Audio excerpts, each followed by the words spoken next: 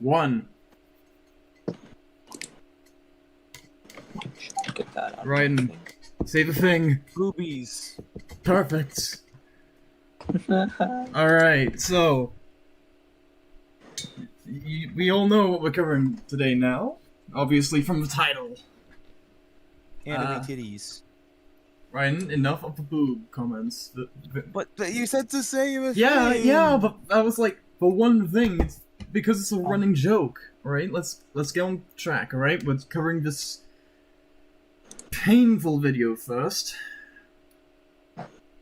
Are you two ready to suffer? Sure. I like suffering. Alright. So, I wasn't going to do this, but I felt like it. She-Ra's getting a You didn't feel like this, but you're going to do it? Well, I didn't want to do this, but I'm gonna do it too! reboot on Netflix, and that's great. People I don't know about that. Bacon, you have any comments on that? No, not really. I have something to say. Reboots aren't always a good thing. I mean, me and Ryan, who are Gundam fans, can attest to that, and we have What's seen... going on? I was just saying that reboots aren't necessarily a good thing, and they're often quite terrible. And as Gundam fans, you and I, we have seen some some terrible, terrible adaptations of Gundam. Like Seed.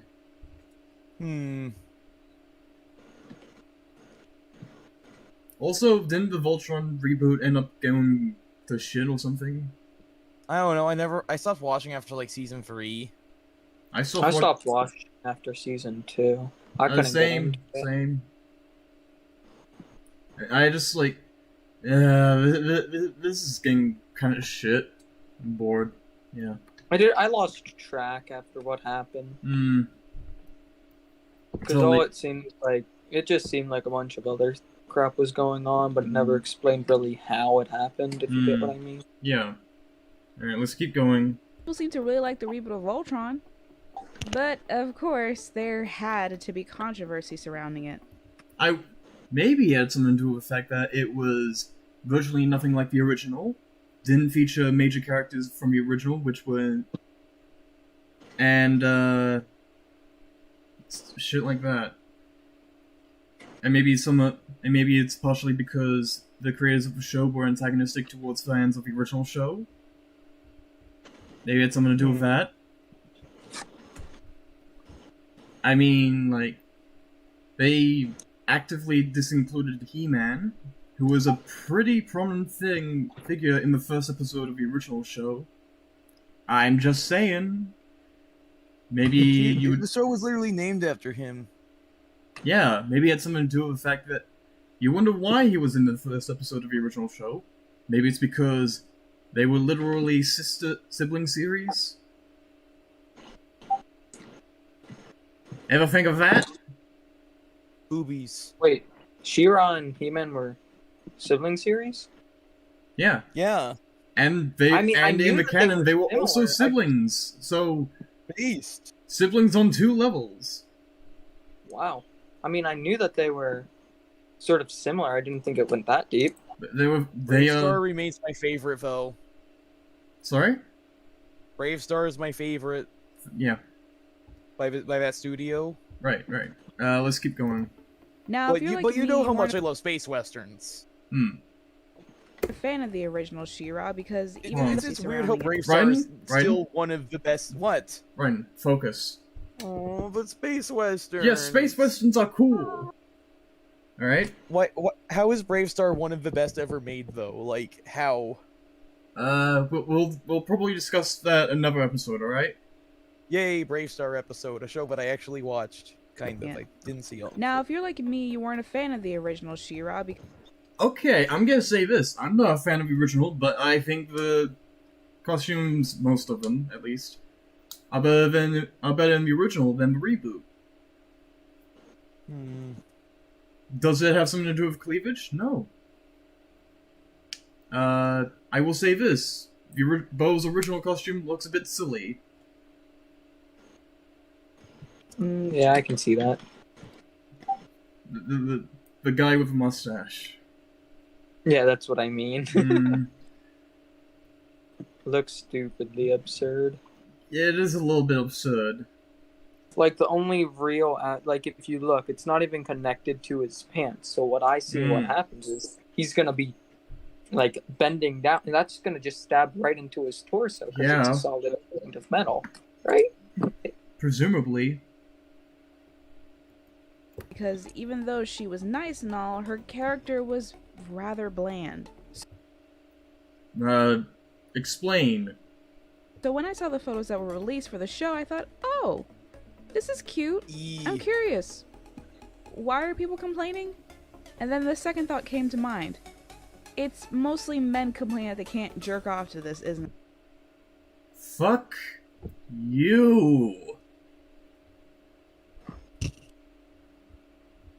Either of you have something to say about that? My headphones are giving up on me. Nah. Bacon? Right, and did you hear what she said? I'm getting way reduced sound in my right ear. It's annoying. Ryan, did you hear what she said? Who, what, huh? You're watching the thing I'm showing you, right? No, you're streaming? Yeah, that's... You're supposed to be watching that too, right? I'm not. Why not? Because you never said to.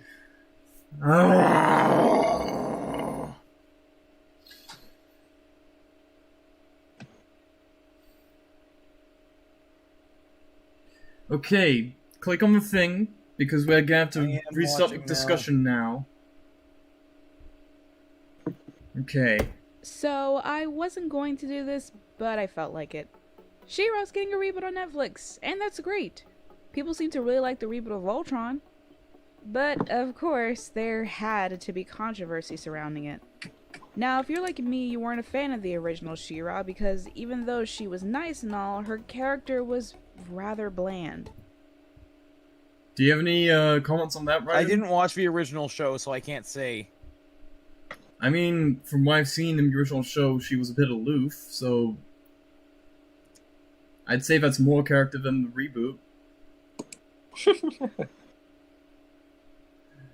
Wouldn't you agree, Bacon? Yeah.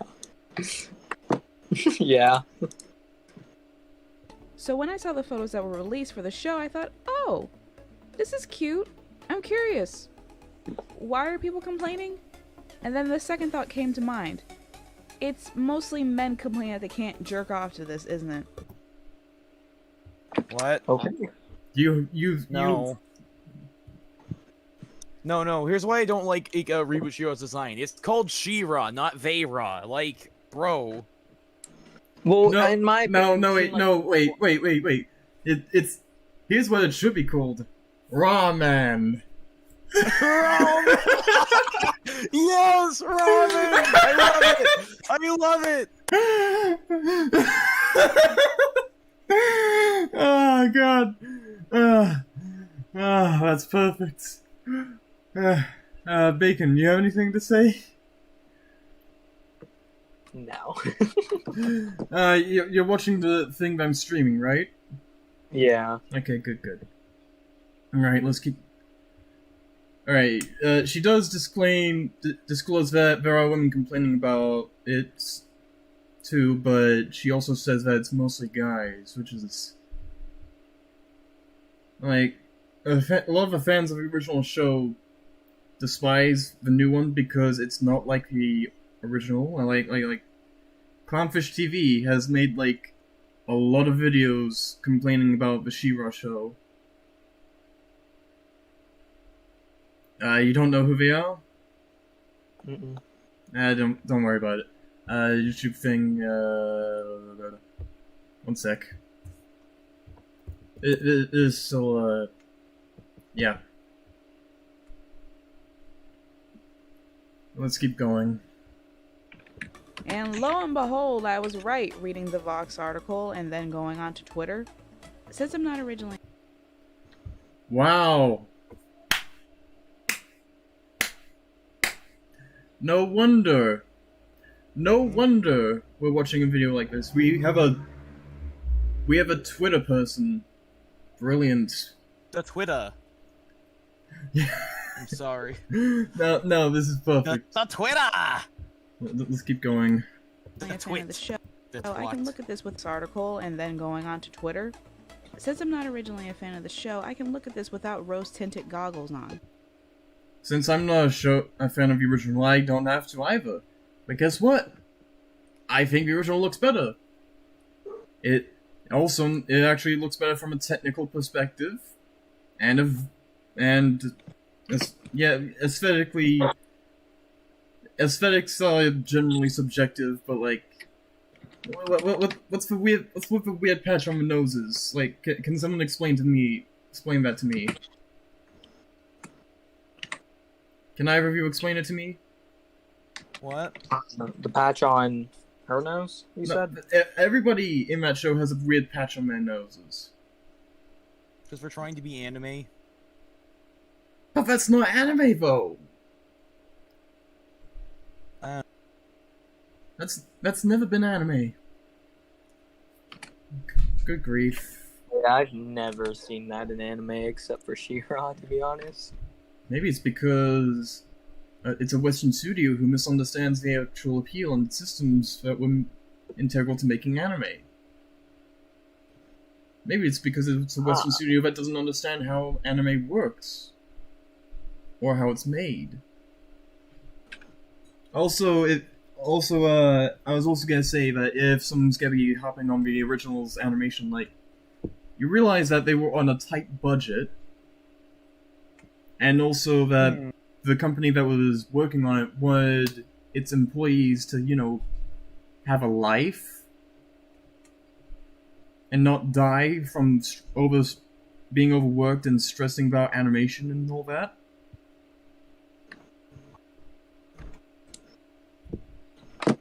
So, like, and also, The blue bug. also I was gonna say something like, the realistic argument is retarded. The realism argument is retarded. You have, like, the original is a little more realistic because it uses live actors as baseline footage. So we're saying is there was someone that fucking stacked in real life? Yeah. Hell yeah. I mean, there's also people with the exact same build as He-Man. Base. So, like, neither of these are impossible. If you think that they are, then you're retarded. Like, actually retarded. You can't say that anymore. Well, I can, because I am retarded. Aren't we all in some way, though? So I don't really It's called get a why. It's called a spectrum. Alright, let's keep going. Now, I could go into a whole diatribe about how the guys complaining about this are gigantic man-children. Jesus. Okay, so that's called ad hominem, and that's a logical fallacy. Mm-hmm. Are you gonna go into detail about how this is a very, very, And it's loaded big straw language. man? And yeah, no, it's also ad hominem. And a straw man. Astronaut. Also, Ryan, can you explain what an ad hominem is to me? It literally means to the man. It's where you insult the person instead of their argument. Oh. So, pretty much like whenever people say, "Oh, quit, man." So basically, so it's like if a woman and a man argue, and instead of actually giving a counter argument, she's just like, "Yo, dick's small." Alright, while we're at this, do you think either of you could go hunting for some, what's the word? Porn. Animation errors in the She-Ra reboot? I don't feel like it. Yeah. I'm too busy. I'll grab some. He's horny with a mouth. And they are, but I'm not going to. I'm just going to make this one major I'm point just in alone. a game of Valorant. Oh, so she... Hold on. So she's just insulting the opposition instead of deconstructing their arguments. Oh. Now, I will say that I am calling... that what I am doing is calling the kettle black. I am the part calling the kettle black. But... I also actually, deconstruct the argument. The blooba. And leave it at that. The original She-Ra cartoon, just like this reboot, was not meant for you. Then who was why it? bother with making it She-Ra? Okay, look, if it's not meant for fans of the original series, then if it's not meant for the why fans, make it? If it's not at all meant for the fans of the original, why bother? Make your own damn show. Exactly. That's like saying, "Oh, this new Gundam show isn't made for the fans of the original." That's inherently stupid. Yeah, and like, we can enjoy things that weren't made for us. Like, Gundam wasn't made for us, objectively. Like, it was made for a Japanese audience back in the 70s and 80s. Yeah. Like, think about chainsaws. You know that they were first created for labor, but now they're used to cutting down trees. They weren't made for that. And with that being said, I'm sure I'll get... Oh, and also guns. Originally, they were made for, Well, back in the day, they were distributed to people back in the Wild West in order for self-protection, but they ended up being heavily used in conflicts and such, and peacekeeping.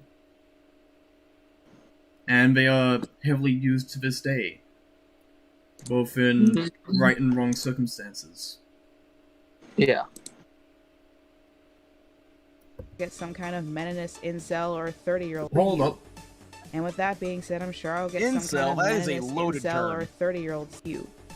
And with that being said, I'm sure I'll get some kind of meninist incel or 30-year-old something fanboy screaming at me along the lines of, "Not meant for me. She's anti-men. Feminazi." You're not making yourself look any better, lady. Yeah.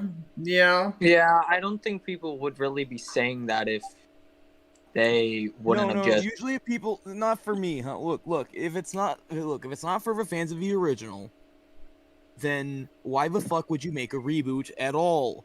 Exactly. That's a stupid argument. The argument runs contrary to the context. And also, like, we wouldn't have brought up feminazi if you were just going to explain... They need to bring up a buzzword that shows that you don't really have an actual argument and to speak for yourself. You are posturing.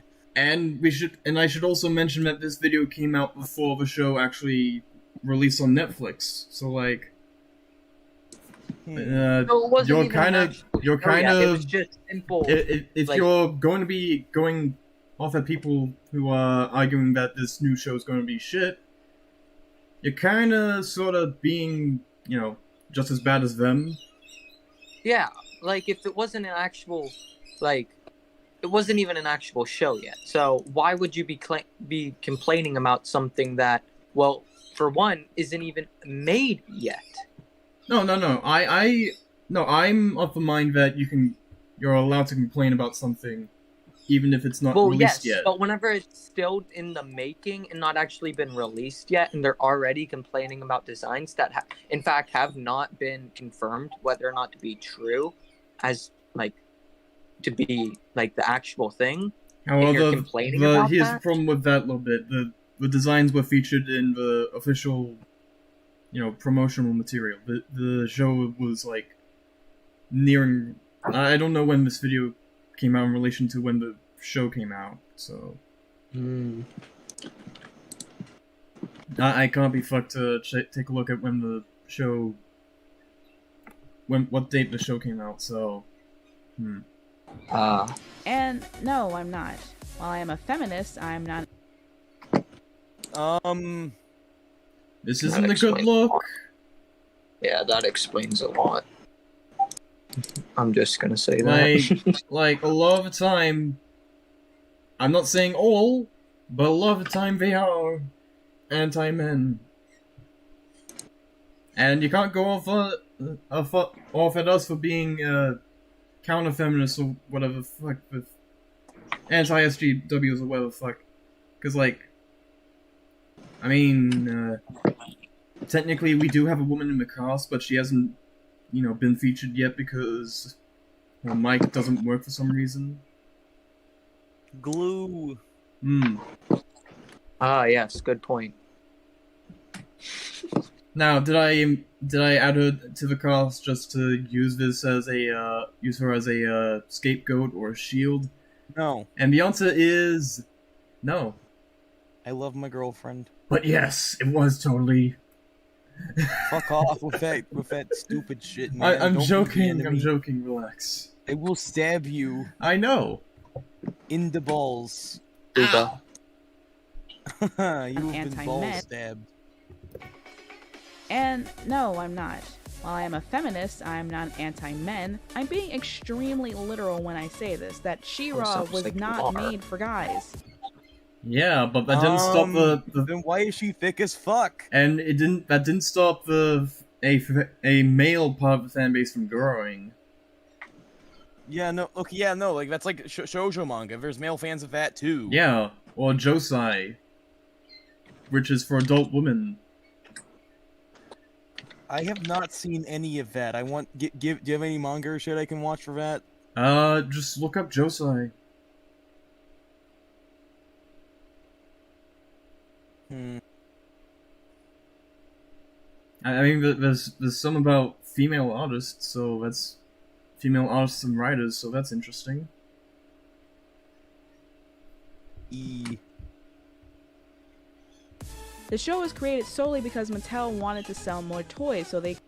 And that's a problem how?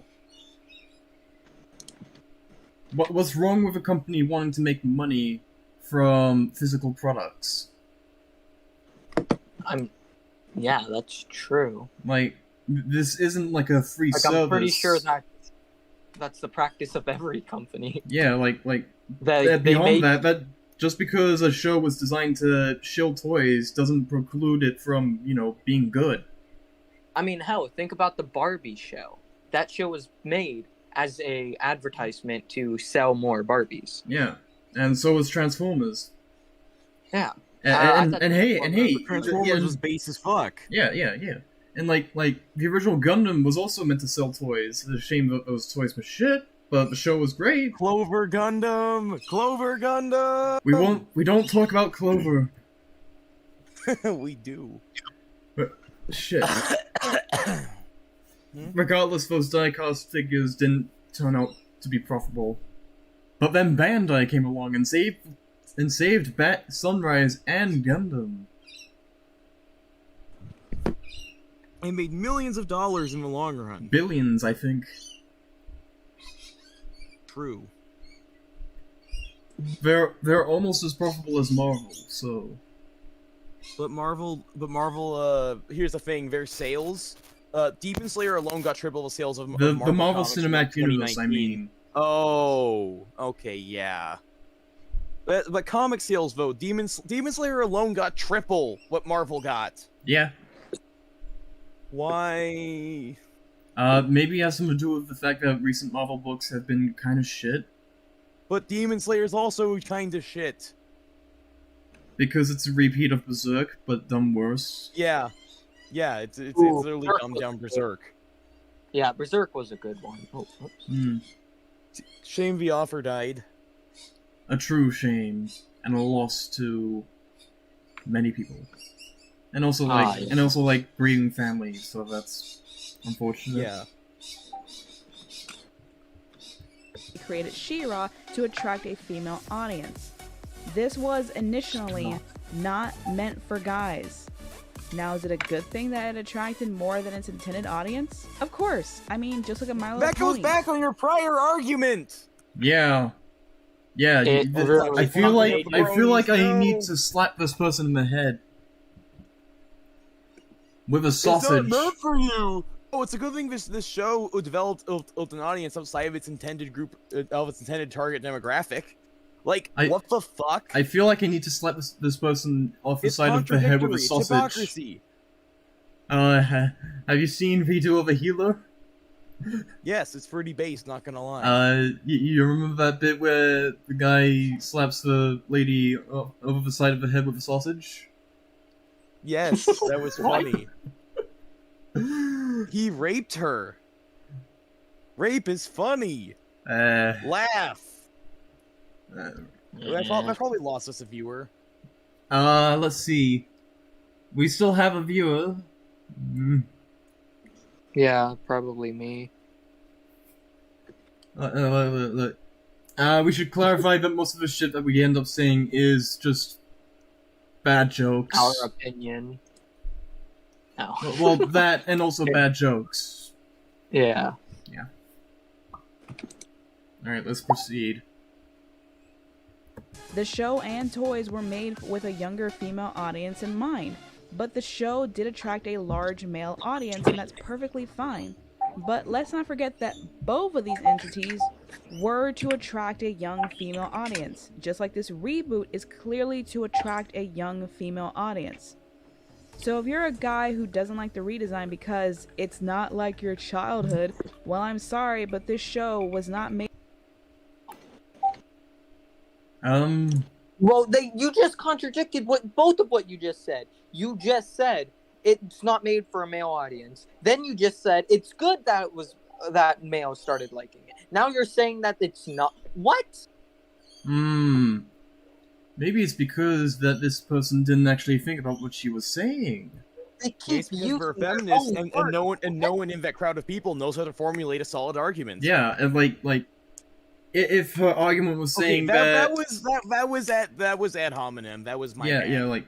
But like, am I wrong? Like, if her argument was look, I will eat my words if someone can point me to a counterexample that is from the 21st century. Or even the 20th century. No. We ignore the 20th century. That's when that's when feminist literacy died. Feminine Mystique. What? Feminine Mystique by Betty something or other. What? One of the last pieces of feminist literature. Explain. Did you not take history classes? Well, I didn't learn American history. This isn't American history, man. Well, I didn't learn any feminist history. The women's rights movement in the United States was important. Not towards any other country. That was only important towards the United States. Yeah, because it was only the United States. The Australian one was very different. Not everything that happens in the United States is important to everyone else. That's like asking a UK person when they celebrate when do they celebrate the 4th of July. Well, actually, that's don't they like burn a flag or some shit? No, they don't celebrate. Yeah, that'd be funny. Yeah, no, they curse the day. No, they don't. They just don't celebrate. I'm trying to meme. I mean, like who in America celebrates Australia Day? Australia has a day. Yeah, it's in January, I think.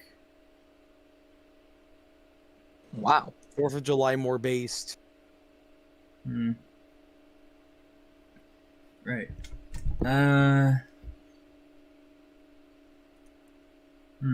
think, as I was gonna say, I'd have I'm gonna say this.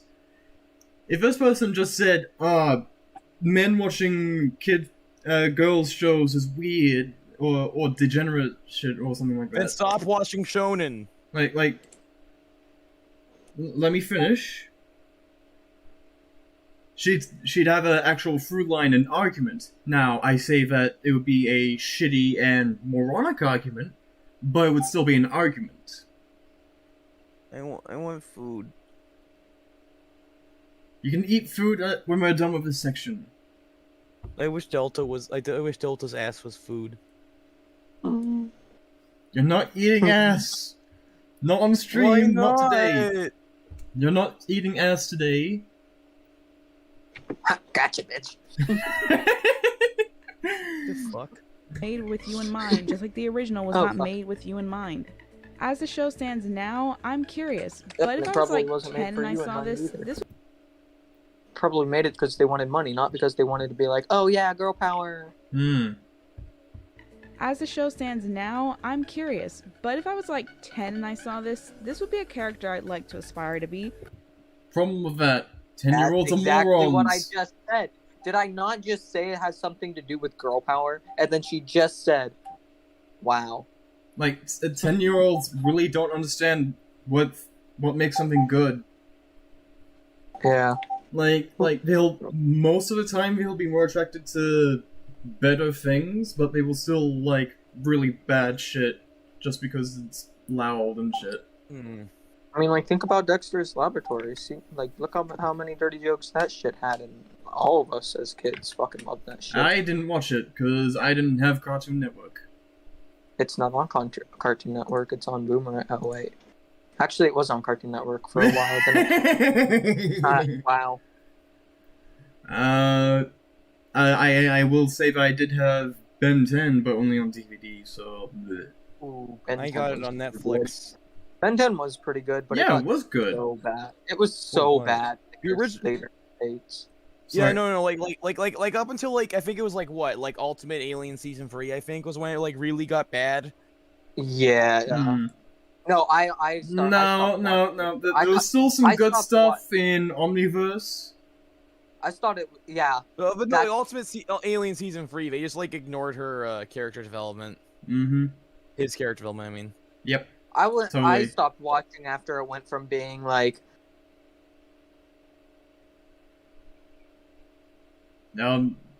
Stop being from what?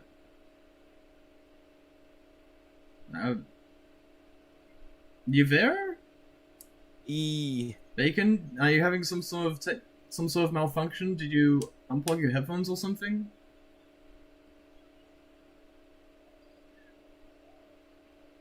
This is awkward. Bacon, is everything okay there? Yeah, I just went on a whole goddamn fucking rant, and I just realized my mic was down. Alright, you can do your whole spiel again. No, it's out of the moment. Yeah, nah, it's still close enough, just go on. Basically, I just stopped watching after it went from being like an actual anime-like thing, like what's the one after the original Ben 10? Whenever Alien it has Force. like Heaven. Yeah, Alien Force. I liked that one because it actually kind of looked like actual sort of anime-ish. But I stopped watching after it got to like, I think it was either Omniverse or something like that. Omniverse was the one whenever before the it reboot. went from being like whenever it got to be like super cartoony and their eyes just turned to be like huge. That's when I stopped watching. Hold on, Ryan, grab an image of the Ben 10 reboot real quick. No, I don't want to. Is it because it's trash, which I would agree with? I mean, we all know that the Ben 10 reboot is shit. Yeah, it's true. Most of them were. No, what? Most of what was shit? Reboots? The Ben 10 reboot. Yeah, the Ben 10 reboots. Like, from what I've heard, there's some interesting developments, but like, beyond that, it's still shit. Yeah. Most unfortunate.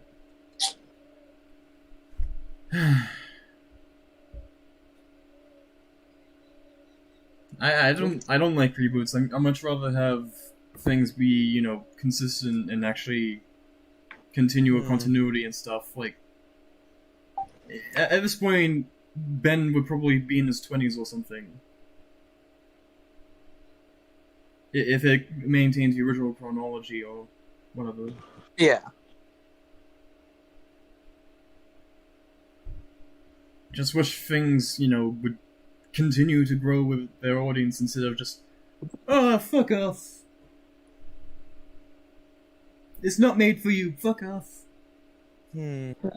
Good grief. I mean, just look at her. She's oozing confidence, a thing I sorely lacked at 10. That sounds like a you problem, dude. Yeah, like, I'm sorry you were self-conscious when you were 10. And with a few other pictures we see, I can get a much better feel of her character. She argues with her friends, she seems to have issue following certain instructions, she's an avid and possibly impulsive fighter. This looks like an edit. I think it's an edit. But the original... No, I don't think that's an edit. What is? It has to be. It looks nothing like. Are you not watching? Are you? He's really not watching. I am now. Good grief. Instructions. She's an overkill. I hear the audio. With you in mind, just like the. I was like, she's oozing confidence, a thing I sorely lacked at 10. And with a few other pictures we see, I can get a much better. That looks like a guy with long hair. The one I'm right. So if you look up 1930s Bishonen on Google. Yeah, I would. It just looked like a feminine dude. Yeah. Like, you can see some mild curve, I guess. A shame that the perspective is utter shit. Not really. Because, from what I've observed, the show is, you know... In reality, the only way you can tell it's a girl is from the voice and from certain aspects of the way they put it. Like, no, it's a little more... No, women do have curves. Well, yes, but I'm saying she doesn't have necessarily curves to show that she's a chick. Unless if she's in her She-Ra form or whatever and is talking. That's the one of the, dead giveaways that it's a girl. If you get what I mean. Right. But even androgynous women still have some curves. Yeah. Whereas... Like Catra has more curves than Adora. Than Saturn. Sorry? I said, than Saturn. Sadora. Alright, let's keep going. Feel of her character. She argues with her friends, she seems to have issue following certain instructions, she's an avid and possibly impulsive fighter, but the original... Have you looked at her transformation and proclamation of power recently? For the honor of Grayskull! Now, when I first watched this video, I was worried that she was gonna say some shit like, oh, is this problematic or some shit, but like, no, she has a completely... She just... How should I put this? She has a much more stupid through line that she's going to make. That vibes.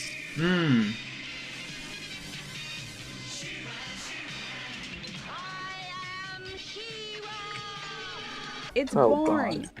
Did you see that shit? Yep, I get what you mean. Right, like,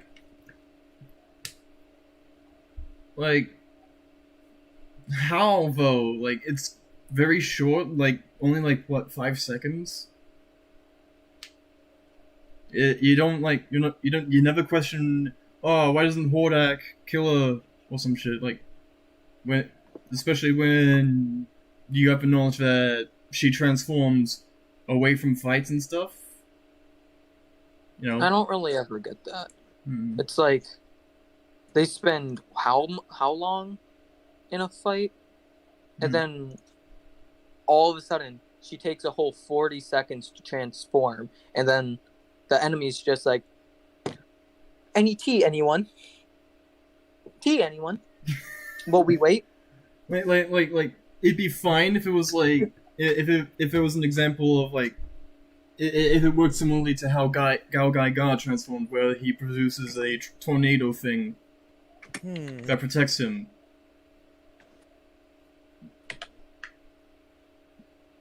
Yeah, it's a mech thing.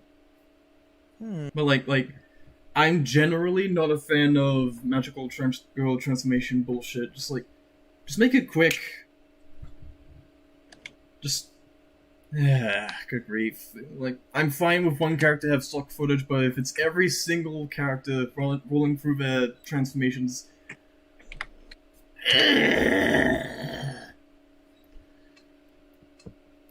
Yeah, I said it. It's boring. All the glitz and glitter doesn't change the fact that she's just standing there. Have you considered that maybe it was the 80s, they had a budget, they were on a time crunch, to some extent, and the studio behind it actually cared about the employees' well-being?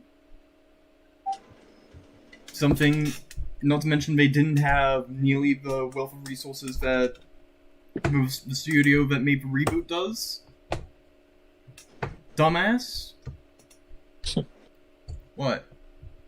Nothing. You're just amused by the fact that I insult after I'm done deconstructing an argument? No, I'm not laughing at that. Oh, what were you laughing at? Something that happened in another server. Right. It's an inside joke, sorry. Yeah, no worries. No worries, let's keep going. While her outfit changes, and it's an exact copy of the He-Man opening. I am. How's that a problem when they are, sibling series? That's like, what's the word? Franchise synergy. Especially when they, in the same continuity. How is this at all a problem? Can Hey, I gotta go. Sorry. No worries, Bacon. See ya. See ya. But yeah, Ryan, can you tell me how this is at all a problem? What? No, it's not. Exactly. Adora, He-Man's twin sister and defender of the Crystal Castle. I am Adam. Now, if the complaint was her performance was flat, I'd understand it more.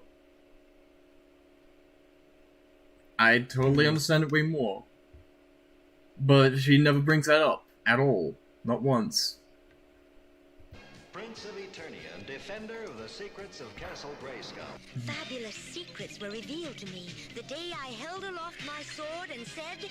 Fabulous secret powers were revealed to me the day I held aloft my magic sword and said... For the honor of Grayskull!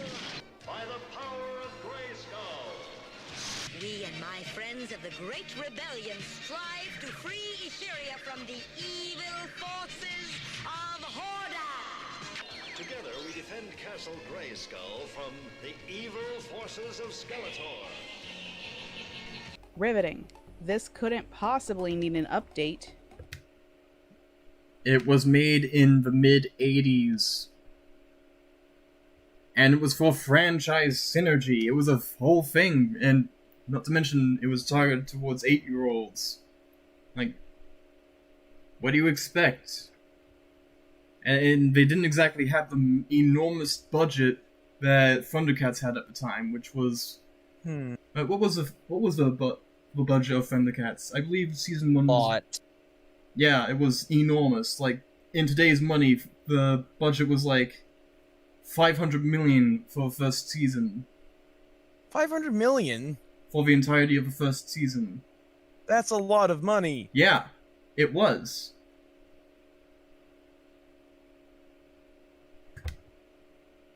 It's a lot of money. And it shows.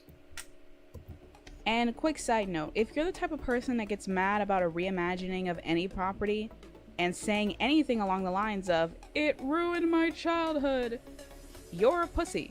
No way around it, man or woman. If you say something like this, you're a pussy. You have any comments on that one? What? You didn't catch that? Right. I did. I just... More ad hominem. If it's an actual bad adaptation, then call it out as such. Okay, the She-Ra reboot is a bad adaptation of She-Ra. It has nothing to do with... It has nothing to do with the greater... Masters of... The greater Masters of the Universe franchise.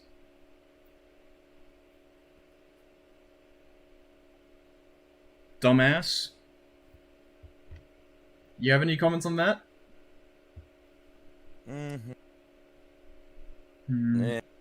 Yep. Words hard. Wake up! No. Wake up! No. Get water. No. Get cold water now. I am awake. Okay, good. But saying it ruined your childhood, especially when you haven't seen the show or movie yet. Hell, the trailer... I'll admit, the ruined childhood thing is a little bit silly, but I can understand where people come from when they use that argument. Wouldn't you agree, Raiden? For this show isn't even out yet. It makes you a pussy and it makes you look like a punk. Because even though this version can't act...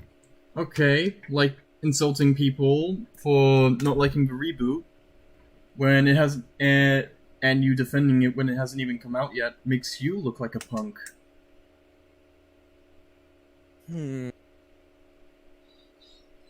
I can play ad hominems too. No, not worth it. It is worth it though.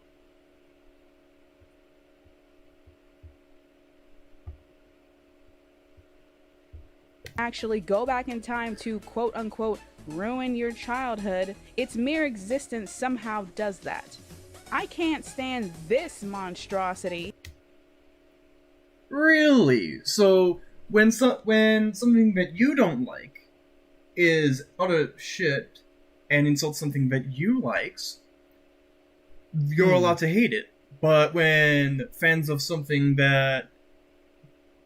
when they receive something that insults them and something they like, oh no, you're just being crybaby man-children.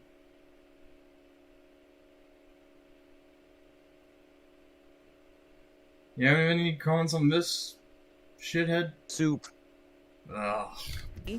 It's a terrible adaptation, and it's a real insult to the fan base. But did it ruin Gem and the Holograms for me? Hell no, it just makes me appreciate the 1980s cartoon and the IDW comics more. That's not quite the same argument there. Yeah. It's like, okay, good for you. That strengthens your love for these things, but like, people have the right to be insulted by shitty reboots of things that they love. This movie is so bad. This is part of the opening. This is the animation they reuse over and over again when she transforms, and they didn't go balls to the walls to make it look as cool as possible.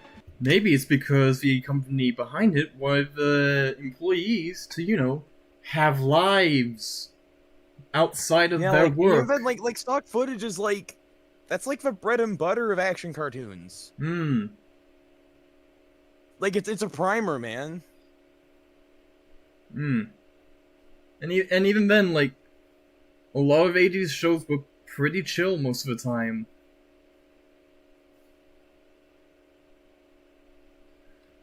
Yeah, and even that, like, the She-Ra and He-Man transformations are pretty quick in the originals. They don't waste your time. And they don't do anything that would imply that they'd be... I need to go take care of something. As I was saying, it doesn't imply that they'd be interrupted by anything because of how quick they are. Not to mention how the language in the transformations is used. So, I'm gonna continue on with this nonsense. I mean, I'm not a fan of the original Thundercats, but I will admit their opening is still amazing, and it certainly looks better than the 2011 opening. But okay, hold on. I'm gonna have to hold it there for a minute. I'll be back in a sec.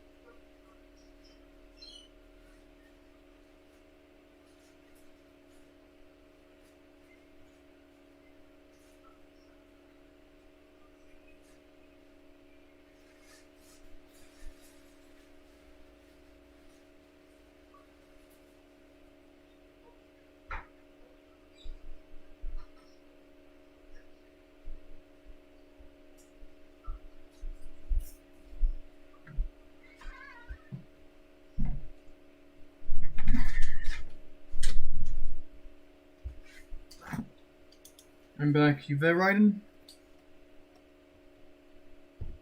Damn it.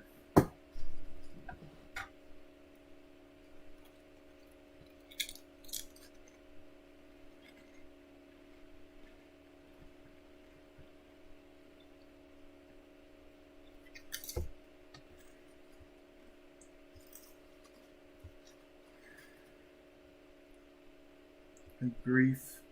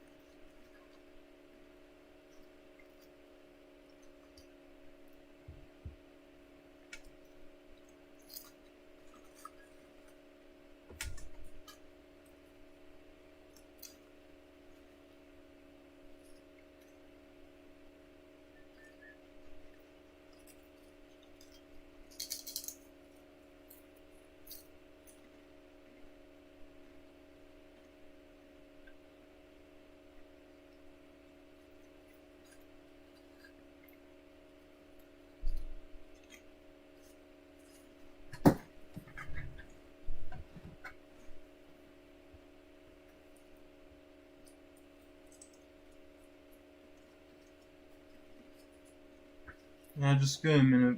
Whoever's watching, Ronan will be back soon.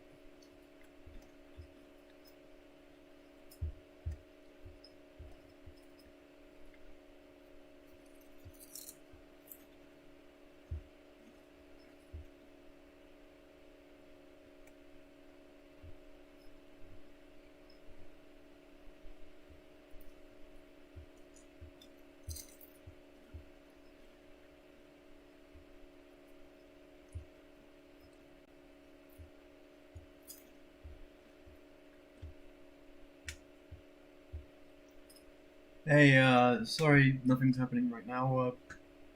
Ryan's dealing with something. Hmm.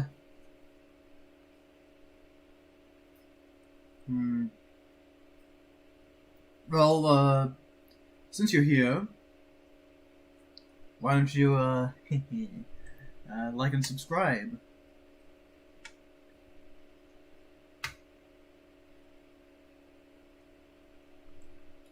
It would be very appreciated.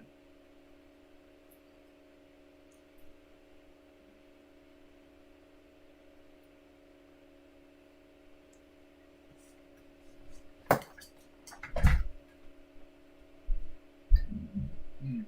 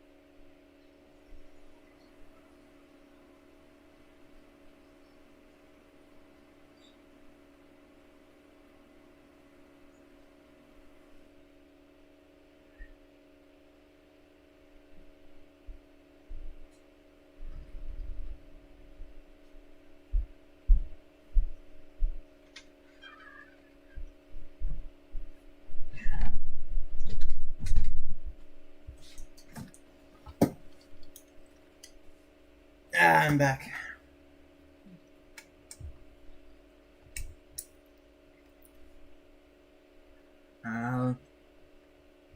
Looking at chat right now. What's going on?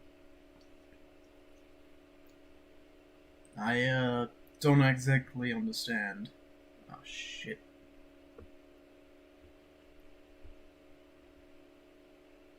There we are.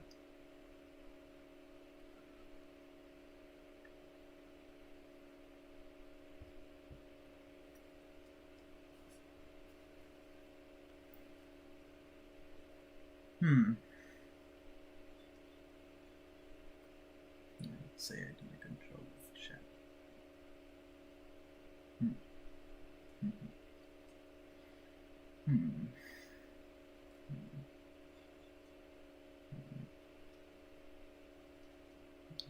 Probably do better with this whole thing. Maybe make it the few pieces or something.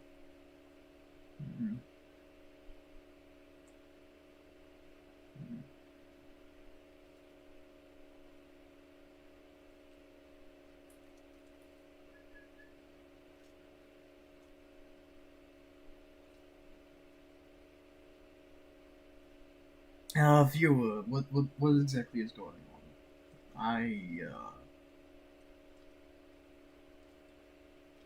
I don't understand what's going on in chat.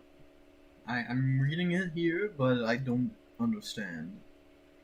Why did Tom Robertson dematerialize?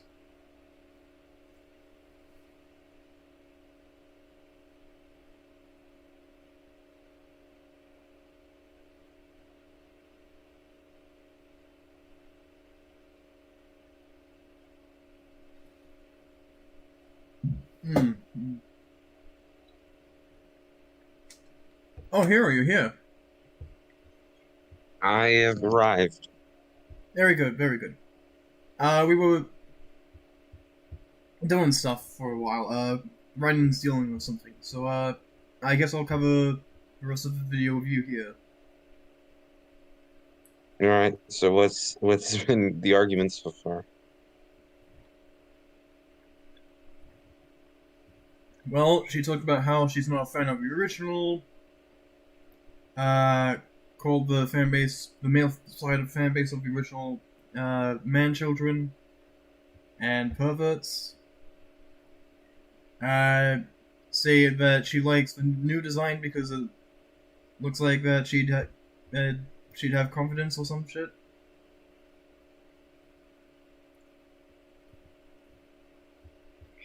She liked it because the new one looks like she'd have confidence? Mm-hmm. Wow. Let me bring it back to the exact thing that she said. Original was not made with you in mind. As the show stands now, I'm curious, but if I was like 10 and I saw this would be a character I'd like to aspire to be. I mean, just look at her. She's oozing confidence, a thing I sorely lacked at 10. So Adora's not very confident in the actual show. Oh, good, Ryan's back. I'm back. Very good. Well, also, yeah. Wow, you had very low standards as a kid to just see a What's picture going on? and aspire to be that person.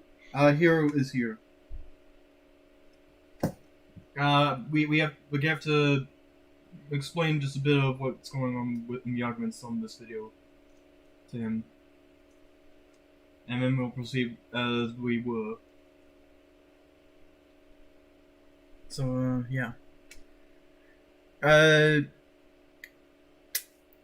She also complained about how the intro to the original of She-Ra was boring.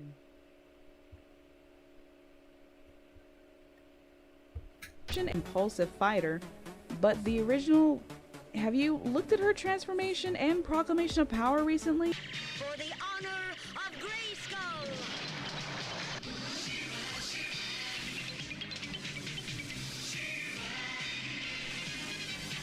We've already been through this. Yeah, but I'm just explaining it to Hero here. It's boring. Yeah, I said it, it's boring. All the glitz and glitter doesn't change the fact that she's just standing there while her outfit changes. So yeah, that's how okay. magical girl transformations work. Effectively, yeah.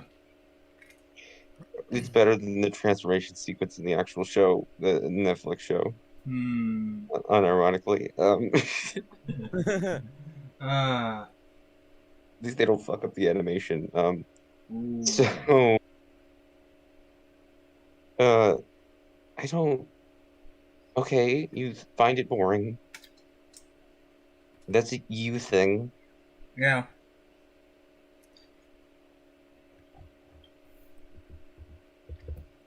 I guess and it's an you are exact bored. copy That of is the correct. He-Man opening. Yeah, and there's a good reason for it being a copy of the He-Man opening. No. Oh no, you do not want to talk about the opening. Oh no. You know. So, the opening of the She-Ra Netflix show is the funniest fucking thing I've ever seen. Really?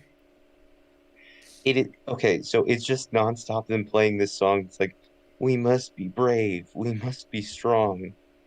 Bruh. And as the characters like change outfits throughout the show, they don't change the intro.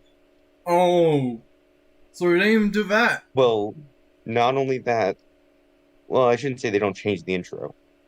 They don't change the first opening part of it, but then they'll just randomly change segments.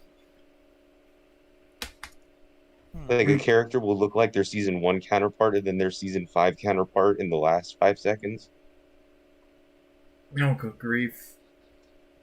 Remember the days of I've ever seen. Remember the days of EMH when the entire intro changed based upon what cast members were out in the episode?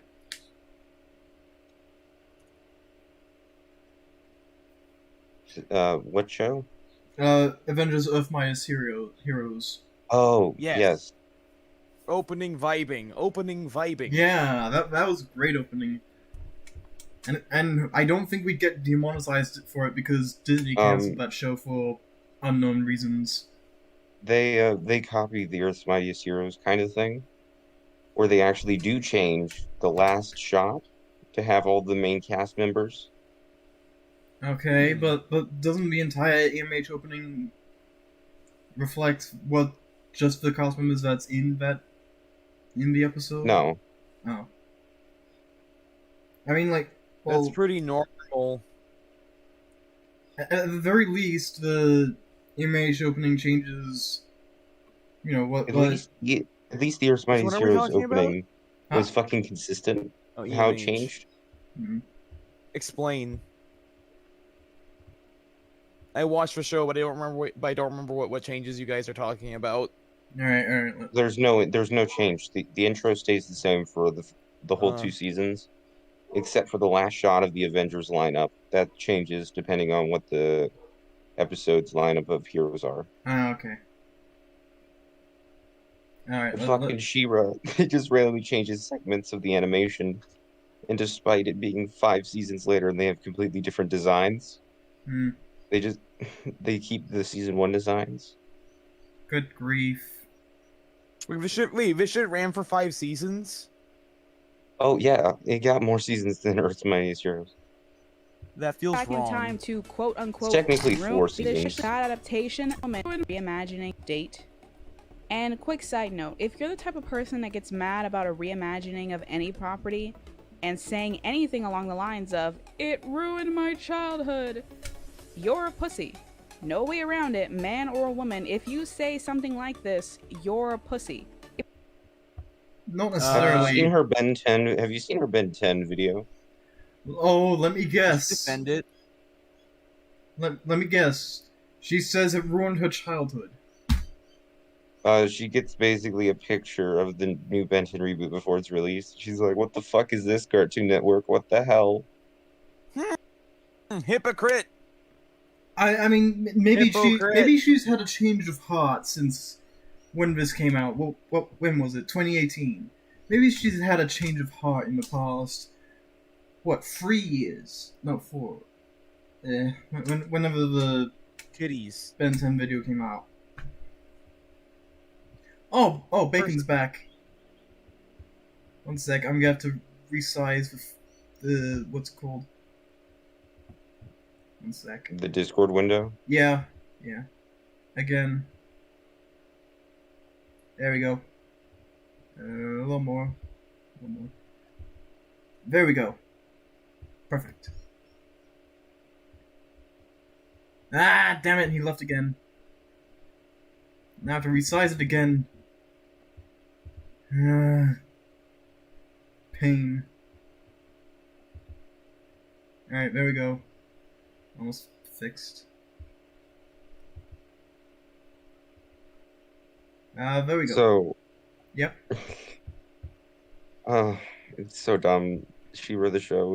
It's Batwoman on steroids. Oh wow! It's that bad? They have spacesuits that don't connect to their necks. Oh, they have they have open areas. All right. Let's keep going from here. If it's an actual bad adaptation, then call it out as such. But saying it ruined your childhood, especially when you haven't seen the show or movie yet, hell, the trailer for this show isn't even out yet, it makes you a pussy and it makes you look like a punk. Because even though this version can't actually go, I made jokes about how making fun of the fans of the original series who have valid complaints and calling them pussies makes you look like a punk. So like, what was I? Did I do good with that thing or? Yeah. Go back in time to quote unquote ruin your childhood, its mere existence somehow does that. I can't stand this monstrosity. It's a terrible adaptation and it's a real insult to the fan base. But did it ruin Gem and the Holograms for me? Hell no, it just makes me appreciate the 1980s cartoon and the IDW comics more because this movie is so bad. Well, that's a bit of a false equivalency, wouldn't you agree? Are you two there? Okay, so why do you care about Gem and the Holograms, the movie? It's not made for you anymore. Oh, that's got a sting. Isn't that the argument she was making? Like, oh, it's not for you anymore. It's for the new generation. On that, yeah, it's a stupid argument. Let's keep going. This is part of the opening. This is the animation they reuse over and over again when she transforms, and they didn't go balls to the walls to make it look as cool as possible. Well, they don't have to be. They shouldn't feel obligated to. Yes, okay. It's their job, but like back in the day, they had a lot of limitations of what they could do. Not to mention, it was kind of on a budget, and they had limited staff, and there was also the matter of the company, wanting its employees to have lives outside their work. Something that a lot of Japanese companies don't do.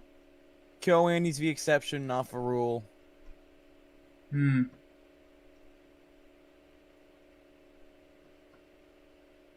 What does KyoAni make again? They did K-On. Don't they also do Dragon Maid? Yeah. Anything else? We did a few other things, but I don't remember what they are. Does Ufotable do anything good? Didn't you say Ufotable didn't have good practices? I can't remember if I did, but I did say that they did try to do tax evasion. Sex evasion. No, tax evasion. They tried to pull an Activision. Sex evasion. Evasion. They tried to pull an Activision. Based. No, not based, because Activision is stealing money from the taxpayers of America. Oh, wait, what? How?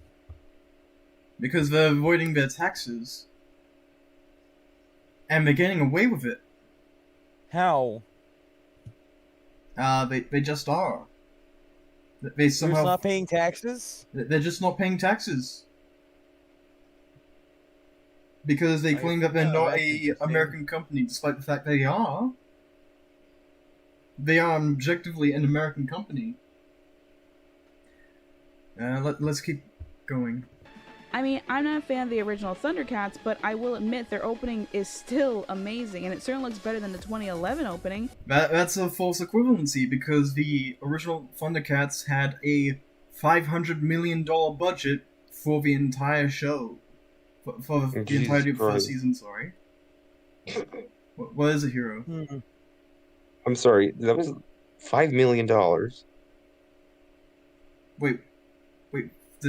Wait, was it 550 or 5 million? Hold on, we have to look it up again.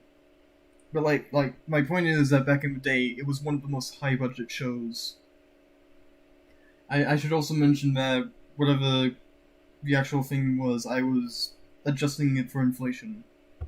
Let me check what the actual budget was.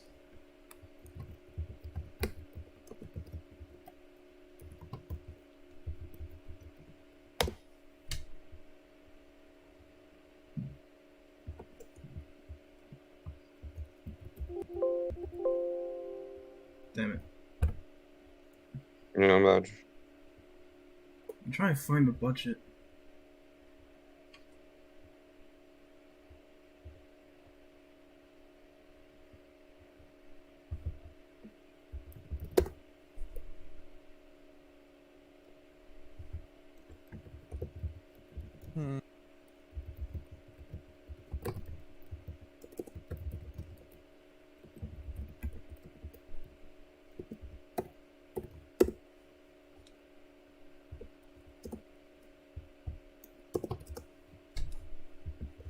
Grief. If you can call it that. And I like that show.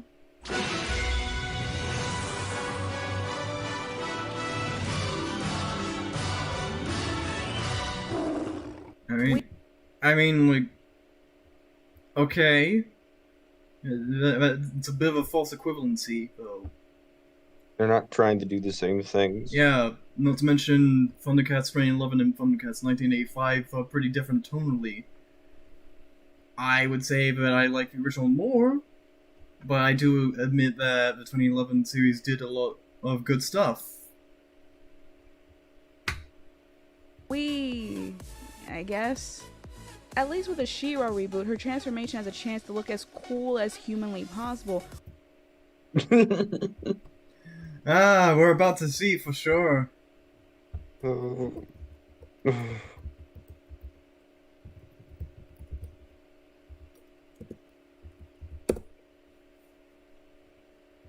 Alright, let's see it. Oh, okay, so this is her... Let's see, is this all of them?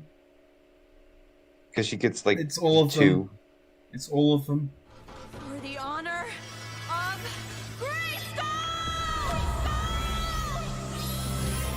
Grayskull! What's with the echo thing? I was like, dumb. That's fucking annoying. What echo thing? You didn't hear the echo? I did not. No, the sound engineers put an echo for the transformation. It's fucking annoying.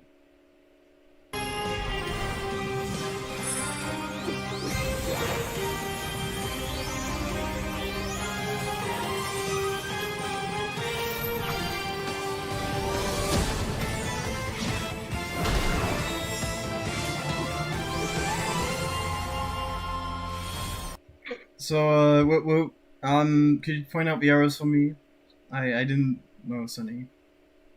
Her hair, first off, it grows to be fucking the size of her entire body. I mean, I think that was like an artistic thing, I guess. Like, I will say this: the transformation is underwhelming. I am underwhelmed. Ryan, you have any comments? Huh? You didn't see it. I was doing something. Ryan, stop looking at porn. No. Also, how'd you know?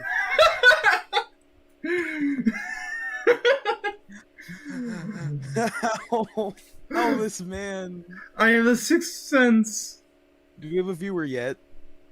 Yeah, we've had a viewer. Well, shit. For a bit. Well, shit. My brother knows. All right, I'm going to replay this just for you. For the honor of Grayskull! That voice acting is shit. Sorry?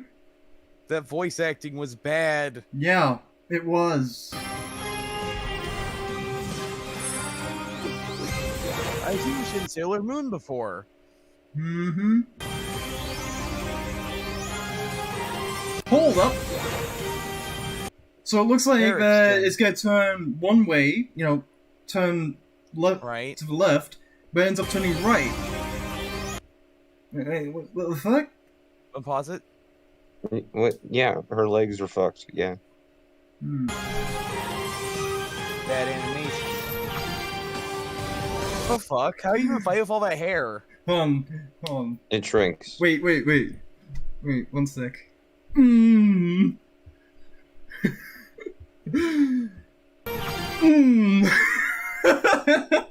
So, I don't think... Come on, at least admit what I did was funny. Yes, it was. So the gem just falls down into her hair. Apparently. Oh yeah, the gem just fucking sits in like her hair, not her not her crown. Circlet. Wow, that's like shitty costume design, actually. I guess she's I hear people. I've seen a bunch of comments of people who shit on the original show, saying shit like that the new one looks pretty and all that shit like that. If you say that, please shut the fuck up. You're wrong.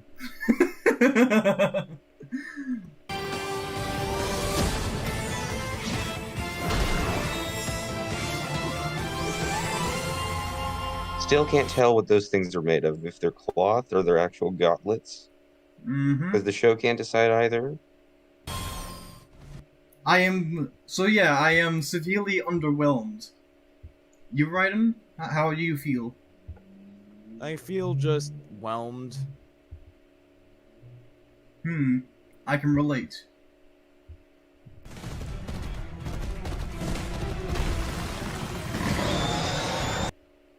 Big piggy. Princess Mononoke much? Yep, but Big Pig. Someone's seen Princess Mononoke before.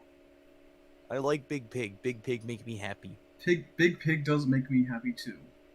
Watch out for the honor of Grayskull! Why is she black? That's even worse voice acting. Good God. No, why is she black? I want answers.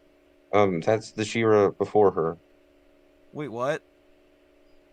Oh, good grief. We're getting into legacy hero bullshit.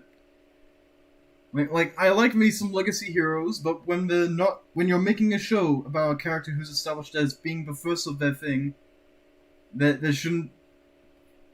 Don't make the remake a legacy hero. It's retarded. She comes from a long line of She-Ras. Like, if you want to do a long line of heroes thing, make your own shit, dumbass.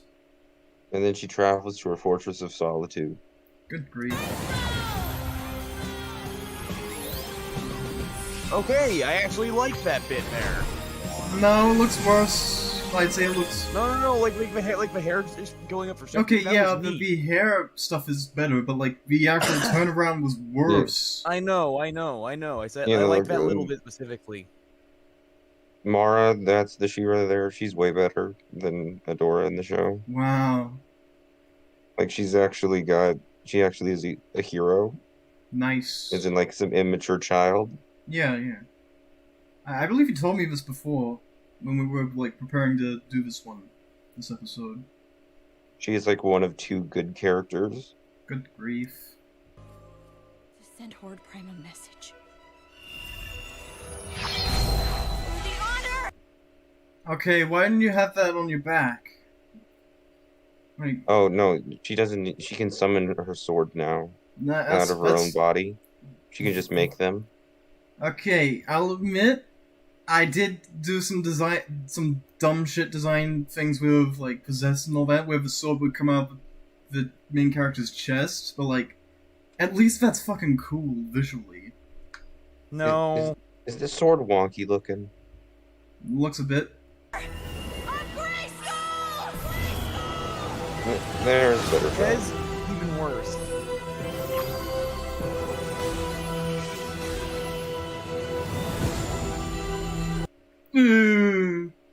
Fabulous! I'm fabulous! I'm fabulous!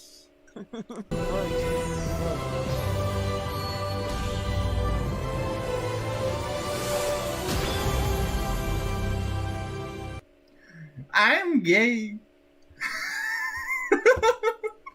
Yeah.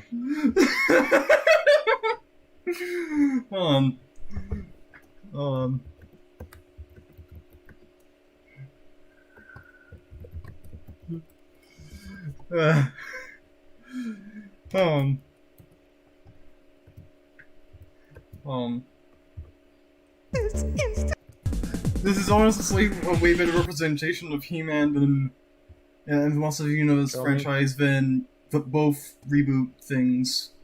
Isn't that 188 million views? Yeah!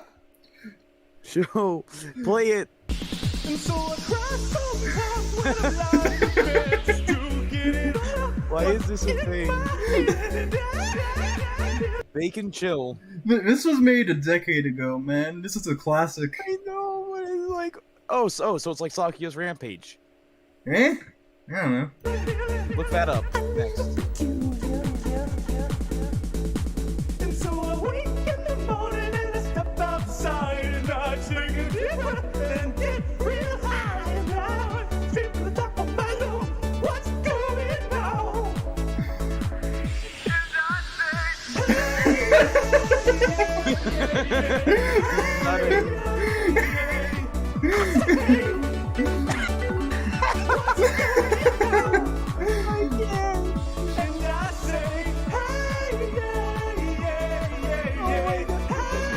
Yo, man, that trend meme, it always cracks me up. Yeah, like... What's going on? And he tries. Oh my God, gonna try. Okay. I needed that to cleanse myself, and the rest of us of She-Ra nonsense. Alright, let's go back to this. Okay. Or at least look very pretty. And like I said, with the few images we get in the new show, we can already get a good feel of her character. But the 80s cartoon? Yeah, just... Good feel for her character. What the fuck are you talking about? Mm-hmm. From that screenshot alone, I conclude that from that age, I think she's a princess, and has a sense of honor and shit. I mean, like, I've actually watched. She looks regal and stately. Yeah, and haven't seen She-Ra.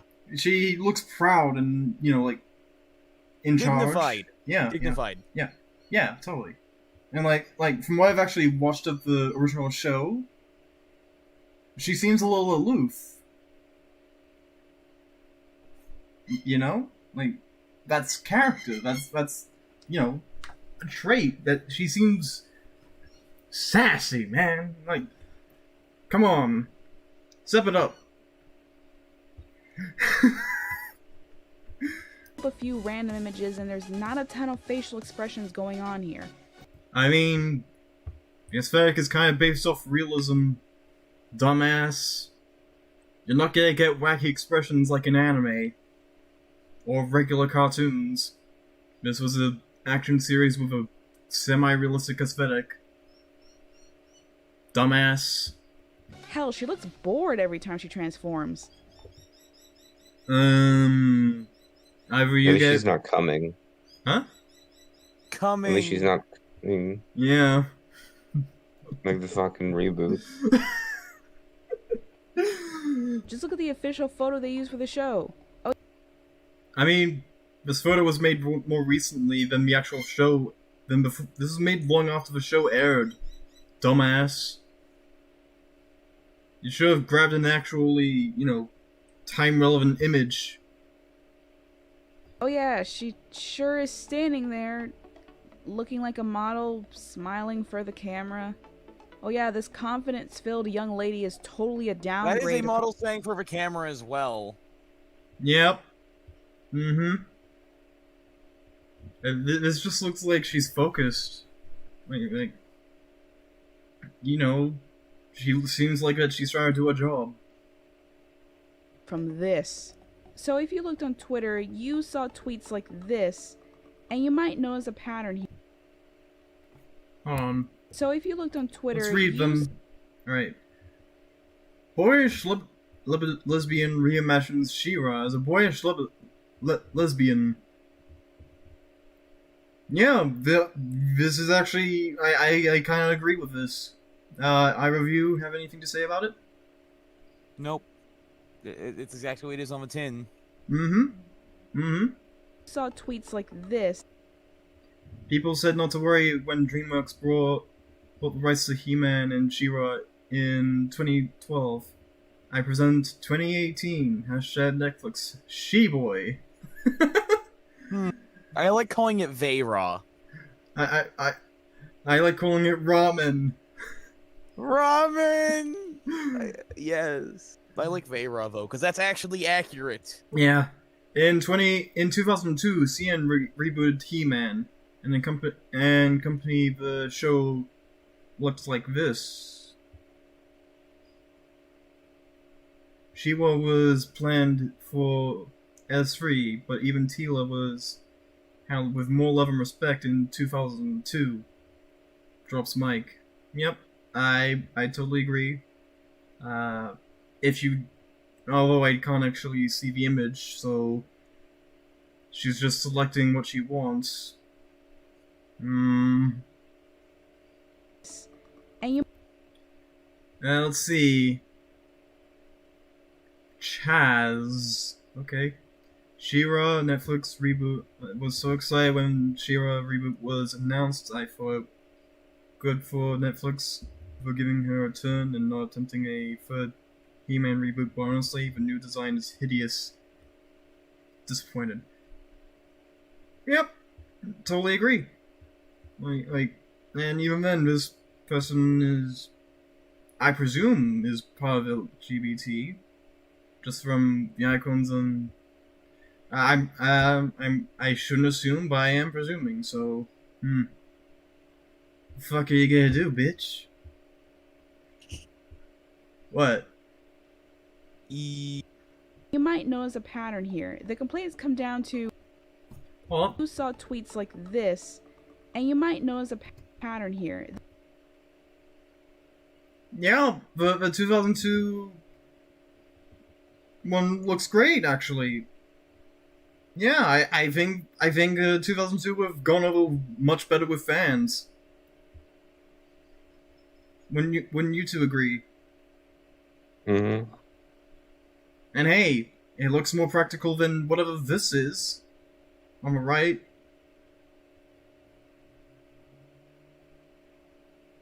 The complaints come down to she's not sexy anymore and or she looks like a boy. Mm-hmm.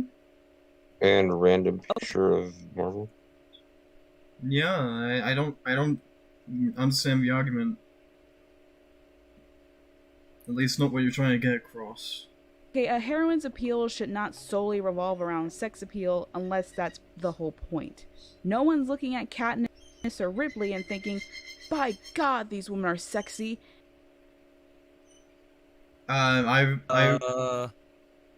If you have anything to say People have. Yeah. People have. Yeah. Like, I have said Ripley is sexy and all that. Like, I'm more focused on her character because she is a excellent character. She's great. She's really well written. Can't say... Candice Everdeen, not so much. Yeah, she's a fucking plank of wood from a narrative perspective. She is a log. She is a wet log. Have a nice log. She's a wet log. She is a wet log that Beaver has eaten through already.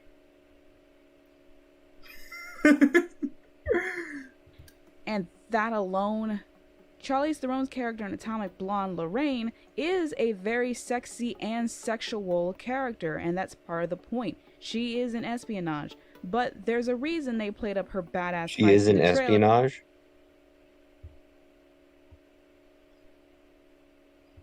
Yeah, this sounds like a big fucking typo.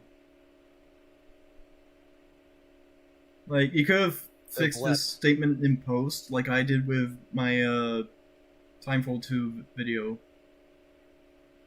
Like, which granted does make it sound a little weird, but like, I'd rather have a weird-sounding sentence from a vocal perspective than a poorly constructed sentence. What on earth am I looking at? Can you please tell me the gender of this person? Wait, which one? The...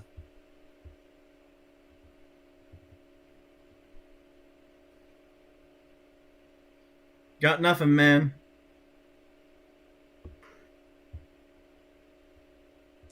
Let's keep going. That is a femoid. One lesbian scene she had. I mean, it's in there too, but it wasn't like the whole trailer. If you're upset she doesn't have... Okay. Wait, wasn't the whole trailer? But horny. Yeah, too hot for YouTube. Boobs anymore, well, sucks for you, but it wasn't like the whole trailer. If you're upset she doesn't have boobs anymore, well, sucks for you, because once again, this show... I don't... What? Like, a female character can still look like a woman, even if they're, flat or whatever. Like, are you implying that flat chicks are not women? Are you sexist? Boobist? Are you boobist? What is that fucking meme where it's like, what if the Earth was an anime girl and everyone called her flat? I'm not flat. I thought that was the moon. Whatever. Let's keep going. What? Don't worry about it. Was not originally. Oh, by the way, did you know that the original She-Ra was actually not very sexualized for her time? Mm-hmm. She was actually like the company was like saying she wasn't sexy at all. She had muscles, and the animators had to fight to make that happen. Wow, muscles happen? That's actually I actually heard about that. That's very admirable. They had to fight to make what happen? They had to fight to make her less sexual and give her more muscles. But muscles are sexy. Yeah, I totally agree with that. Buff women are better. Like, I'll say this. Like, I'll say this right now. Whenever I go into, like, a diatribe of my obsession with tomboys, like, yeah, I really like tomboys IRL, but, like, I sort of exaggerate it as a character sort of thing. Like, I'm not that obsessed with it.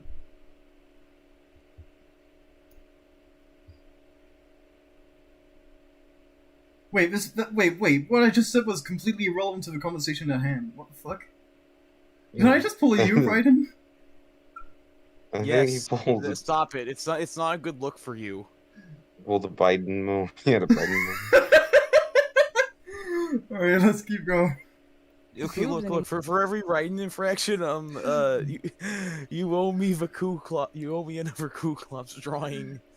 Okay, but I thought you said a Ku Klux drawing, and I was like, "What the fuck are you?" Okay, Ryan. But no, seriously, like you. Okay, Ryan, but this is only a thing, only after that last one, then.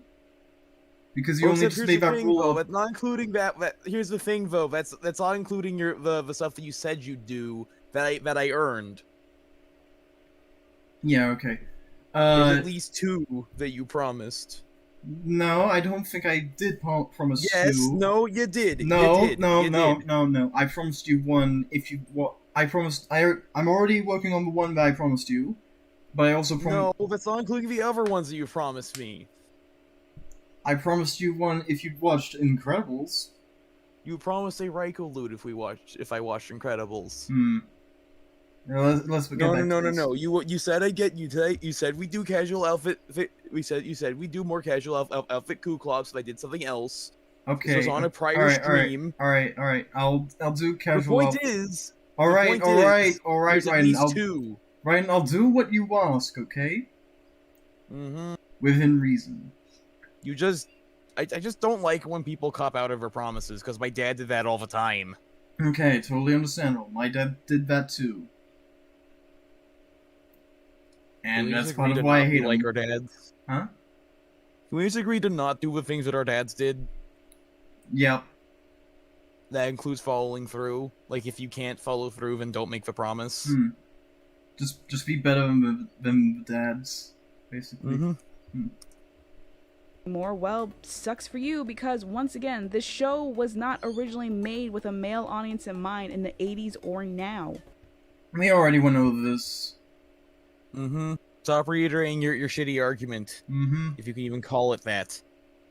And you can see in other official photos that she does have breasts, but she's a teenager, so that shouldn't be the focus anyway. Yeah, but in the original, she was in her 20s. So, get fucked. People are upset that the new one isn't like the original. Guess what? The original had an adult main character. Now, either of you have anything to say on that? Booba. Hero? I'm getting something real quick. Right. Just some fun that we can look at. Okay. Sakuya's Rampage? What's that? He knows! He knows! What is it? I don't know what it is. Tell me. Look it up! I can't do that on stream. It was what do I know? Toho, it's not copyrighted. Huh? Wait, what do I know? It's Toho, it's not copyrighted. One of the first HD videos on YouTube. Just post it.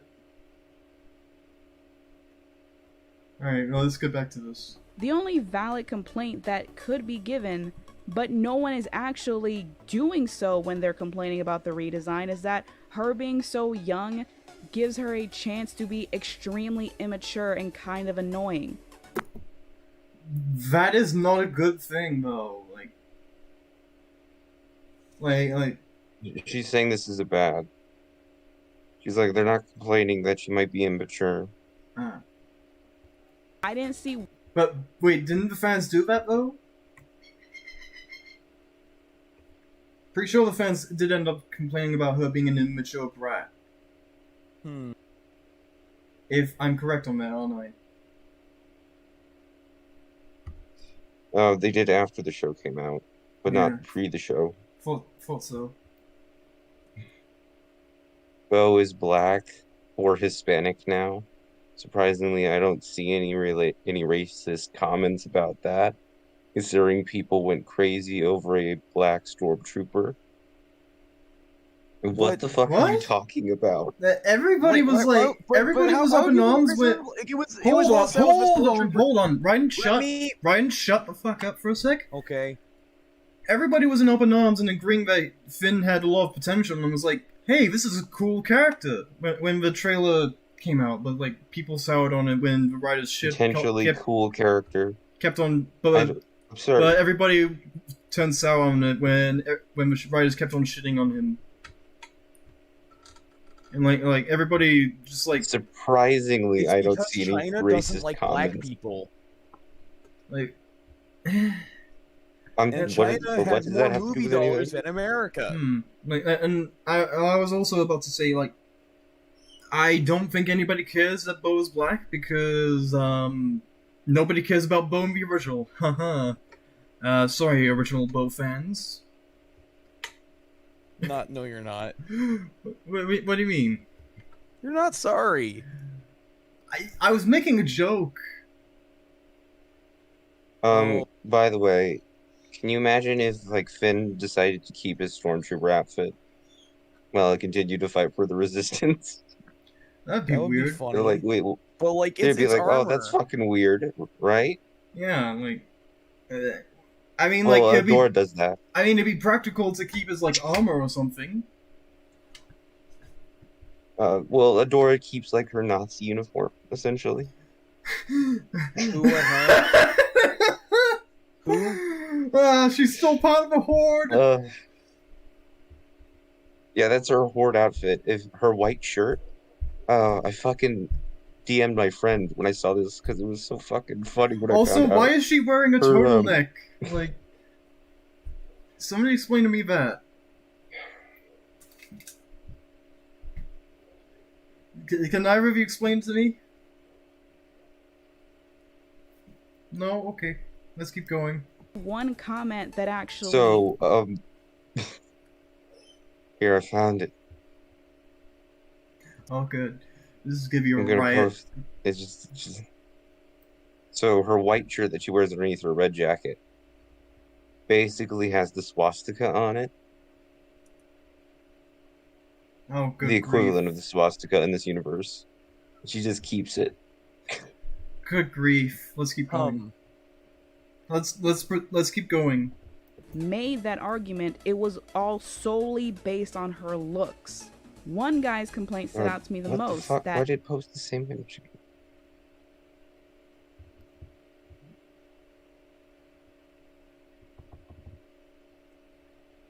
Yeah, this guy. I totally agree with this guy. You just reposted the thing. I know. Because Discord does fucking tisms. Mm-hmm. But yeah, like I think this guy basically explains another grievance with the thing.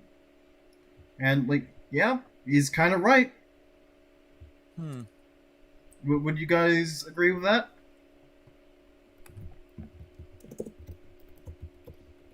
That they're afraid of making her look like a beautiful woman. I think this is relevant.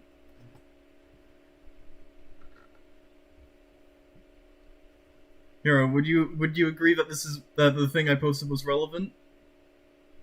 Oh my god, she still has the Hordak symbol on the back of it. Ah, shit. Oh my god. That's so bad. One sec. Okay, Netflix, Mozilla Firefox. Okay.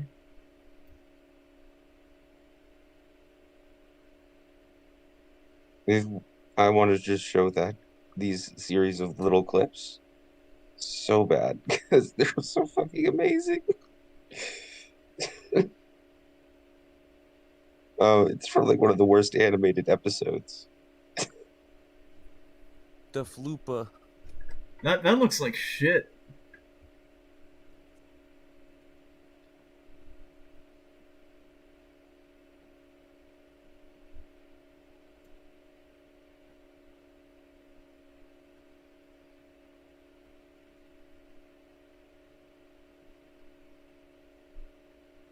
Oh my god, they can't even keep the proportions consistent. Oh, are you? Can you sure? Is there any way you can stream what you're looking at? Give me a minute. I can. Ah, fuck's sake. One sec. There we go. I moved our heads so we can see the thing.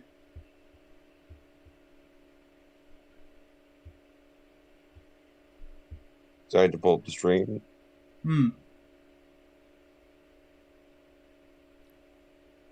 Yeah. So the main thing you want to keep in the first part of it, when she's jumping around with her sword, is that she doesn't have her sword and then just has it again. It disappears because she probably just threw it away, and then all of a sudden she just has it in her hand. Oh, bro. The Floopa. Oh my god, I see that! Like, where did that sword come from? Oh, wait, and it gets better. Look at this. You see the cactus on her head? Wait, what? Cactus? On the one other girl's head. I don't see any cactus. Alright, so you just wait. See, look, she has the sword. Now she's swordless, from what I'm looking at. She throws the rock. Where did the sword come from? Throwing the rock. Sword just appears. Oh, that lady. The one with glowing green, right? No. Oh? Purple cat lady. With big ears, you'll see. Oh, that one. The elf thing. See, look, she has like a cactus headpiece. It looks like the show was made using puppets. Yeah, it does. Also, they can't keep the characters' proportions consistent. Like, one moment the neck on this lady is just as long as her head, that next is half the length it was before. Oh, the horse is insane. Oh, the thing is gone!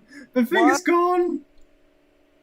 Hang on, with something to do. Yes, she picks her up, and then they switch camera shots, and it's just gone. Oh my god. How do you mess up that bad?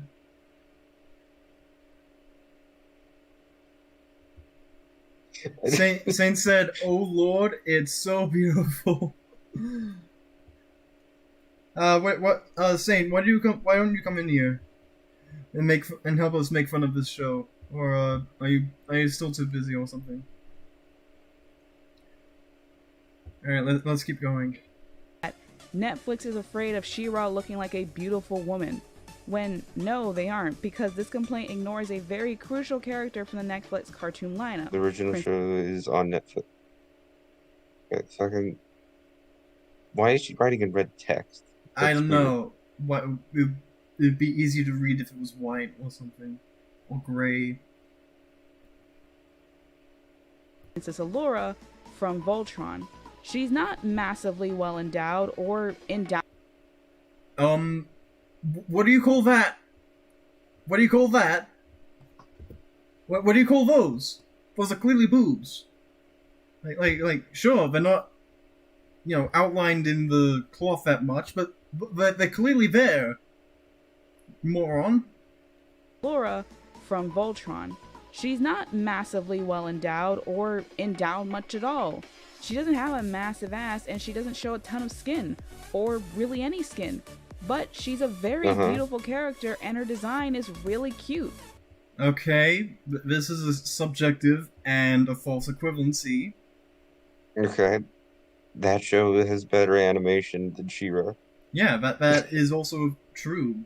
So, like, yeah, you're not really That making show much of an cared argument. for, like, the first 2 seasons. Sorry?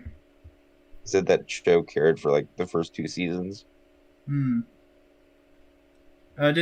the show end up turning to shit? Or something? Oh, yeah, real shit. Yeah. I thought so. What did the first 2 seasons work? The first 2 seasons are fine. Hmm. Like, Man, it they don't just, and it fuck just anything real up. And it just fell to shit pretty quick after that. Yeah. It looks even better Well, than not her really too fast. his counterpart. I don't know, man. That's a bit subjective. That's really, really subjective. I think she looks pretty in the original and in the reboot. Yeah. Princess Laura. I'd say that these two characters could actually, occupy the same space. With a few tweaking to the aesthetics on either or. But she's a very beautiful character and her design is really cute. It looks even better than her 80s counterpart. Just like the design for the new She-Ra, it's very cute looking. And I know Allura is an alien, she's a hell of... This is not, and this is a false equivalency, dude. Come on. Do better. A lot older than she looks, but aesthetically, she doesn't look that much older than She-Ra.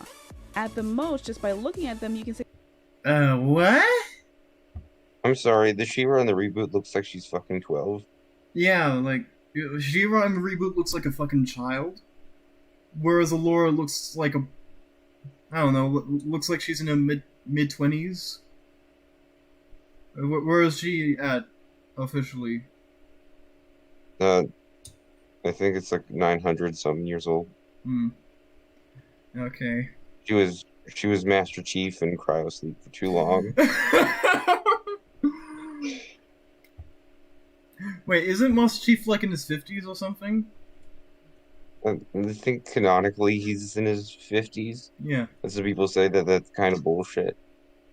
I mean, he's been in cryo for most of that, so he will probably be in his 30s. I mean, Sergeant Johnson is in his 70s, but he's been in cryo for most of his life. Mm-hmm. Say the characters are just anywhere between 5 to 8 years apart. So this claim is crap when this character exists. A female character... 5 to 8 decades. Or I should say centuries. Sorry? Nothing. It was a joke about age. Shouldn't come down to how sexy she is when this character exists. A female character's worth shouldn't come down to how sexy she is. I mean, just look at... Can you even name those 3 Black Panther people? No. Can you tell me their names, please? Okay, Ryan. Back. Okay, Ryan, we're gonna go through a bit that you missed, you weren't here for. Okay. When, no, they aren't, because this complaint ignores a very, very crucial character from the Netflix cartoon lineup, Princess Allura from Voltron. She's not massively well endowed. The fans were fine with her, though, so does this throw out your whole argument? Or the fans were okay with this person being, as you're saying, not as sexy. She is clearly endowed to some extent. But apparently she's fucking blind. So sorry, what did you say, Ryan? What'd you say, Ryan? Ryan, are you there? Yeah, I am. What'd you say there? Oh. Dark Elf Mommy. Yeah, I wouldn't say that. There it is. I wouldn't say it's that. She's like 10,000 plus years old. Dark Elf Mommy. Yeah, it says it right there. Alright, let's keep going. Much at all. She doesn't have a massive ass and she doesn't show a ton of skin.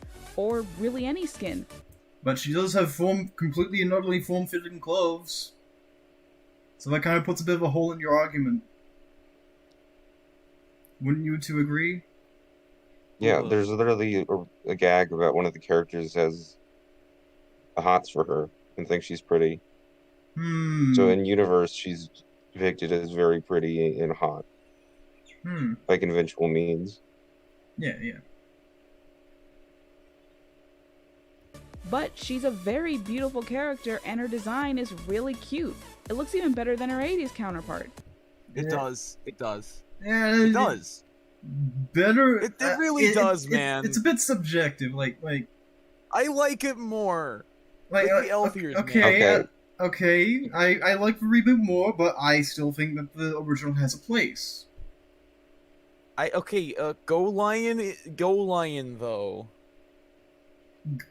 What's wrong with Go Lion though? Voltron. The name is kind of dumb, honestly. I'll agree that Voltron is a cooler name. Like it is, it fucking is. But Go Lion is a little more representative of the content.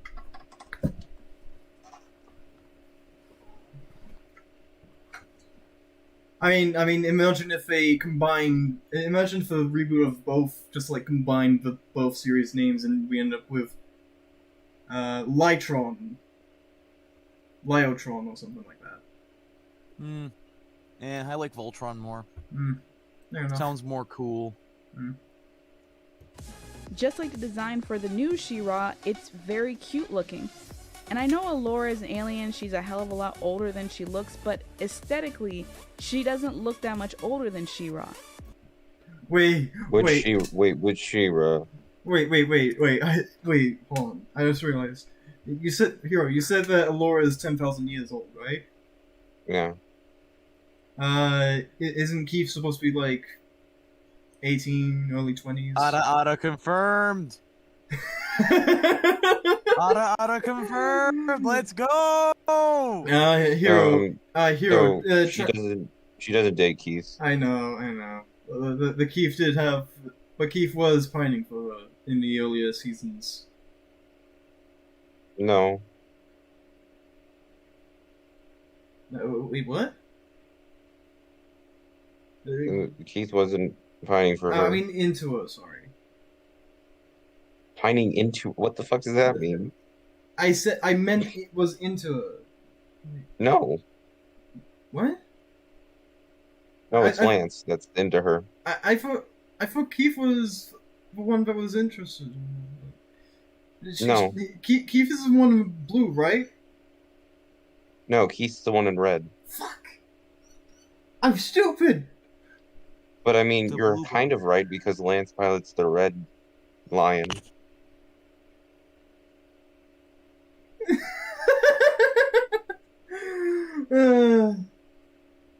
They give reasons why they're in the wrong colored suits for the wrong colored lions. It's because they're too. It's because they just don't want to change clothes. Yeah, good grief! I'm stupid. They're lazy. All right, let's keep going. At the most, just by looking at them, you can say the characters are just anywhere between 5 to 8 years apart. So this claim is crap when this... 8 years is a big time difference, especially. Yeah, look. 5 to 8 years. The difference between an 8-year-old and a 10-year-old. Look, 5 to 8 years. Do you know what that age difference is called? Ara. Just for the benefit of Hero, it is Japanese and translates into English as my. But in context, it means you want some fuck. Depending. Okay, I don't want to talk about 8-year-olds this way, but whatever. No. We're talking about the characters of that age in like Allura and shit, like that age range. Because she's like 10,000 or something. No, but she's anywhere from but before that, she was like in her 20s. Or early 30s, depending on the person. Because some people. I said that she looks like mid to late 20s. Yeah, or again, like maybe 31, definitely not 35. Totally. She's not in her 30s. I have seen some. No, I have seen some people who are 30 and do not look 30 at all. Yeah, like there are people in their 50s that look like they're in their early 30s or even late 20s. Like Paul Rudd. And Hirohiko Araki. Or the man just does not age. Or Keanu Reeves. Although he looks a bit older thanks to the beard. let's keep going. This character exists. A female character's worth shouldn't come down to how sexy she is. I mean, just look at Ruby. Oh right, look at Ruby. Let's go. Look at Ruby, the one where the writers actually make a self-insert so they can live out with their waifu. Wait, what? When? Wait. Montione put in a self-insert? No, different one. Montione wasn't a writer. Who did? What's the name of the blonde bloke? The one with the sword and shield. He could have been a decent character, though. Like he have the beginnings of being decent. Yeah. The fuck's Ruby? It's a little more concerning considering the age of the writer. How old? Like 20s to 30s or something. Ruby is fuck. It's dog shit. It used to be good. Yeah, back in season 3. Back when Montione was alive. Is this one of those animus? No, it's made by Rooster Teeth. But Montione, wait. The red versus blue guy? Yeah. But Montione, man. Montione's first thing was a thing that they did with Halo 3. Yeah, no, look. The first official thing that he did was a thing for Red vs. Blue when they were doing the Halo 3 stuff.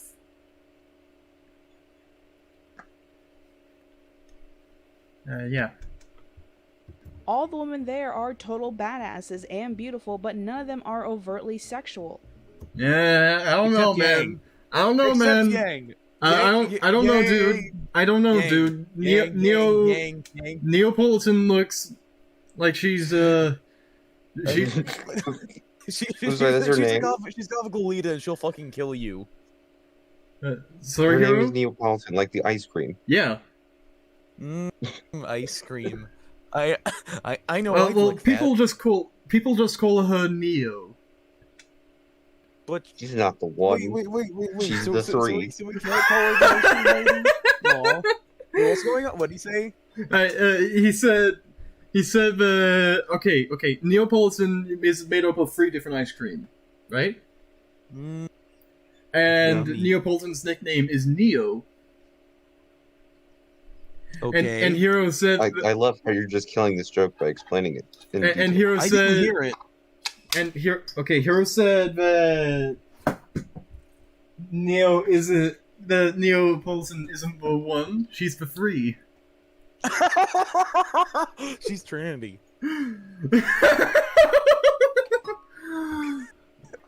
That's perfect. Why are we like this?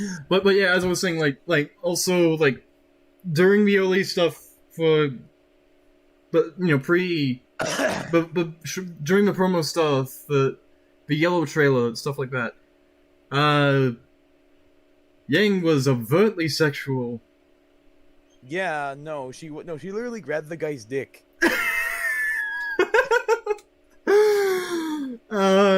That is especially concerning, considering how old she is canonically at that time. The age of consent in Remnant is 16. Doesn't change that she's 17. She is a grown-ass woman, like, bro. I don't know what the legal age of adulthood is in Remnant, and she's turning 18 in the season, like, bro. This was before the show aired. This was the yellow trailer. Yeah, but we also clearly know that she drinks, so it's like, I don't know, man. She's not acting 17. I don't know, man. This just makes the shit that the staff members of Rooster Teeth said a little more questionable. Explain. They drove around just to look at women. What? They followed women around in their cars. Okay.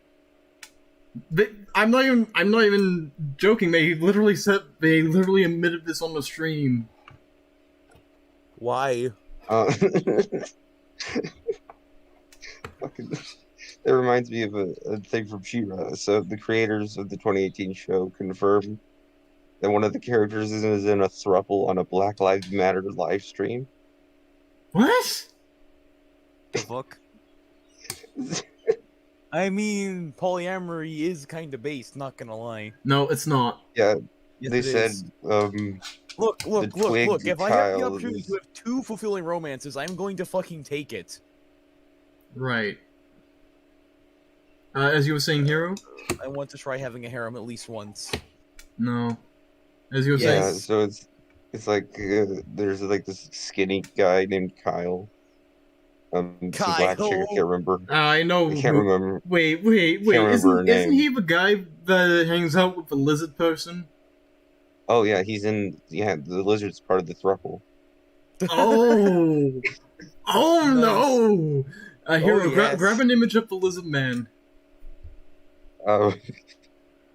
And that was the point that Monty Oum, the creator, who is a male, was trying to make. Monty Oum was the animator. He wasn't the only one involved with Ruby's creation. He was involved in character design, though.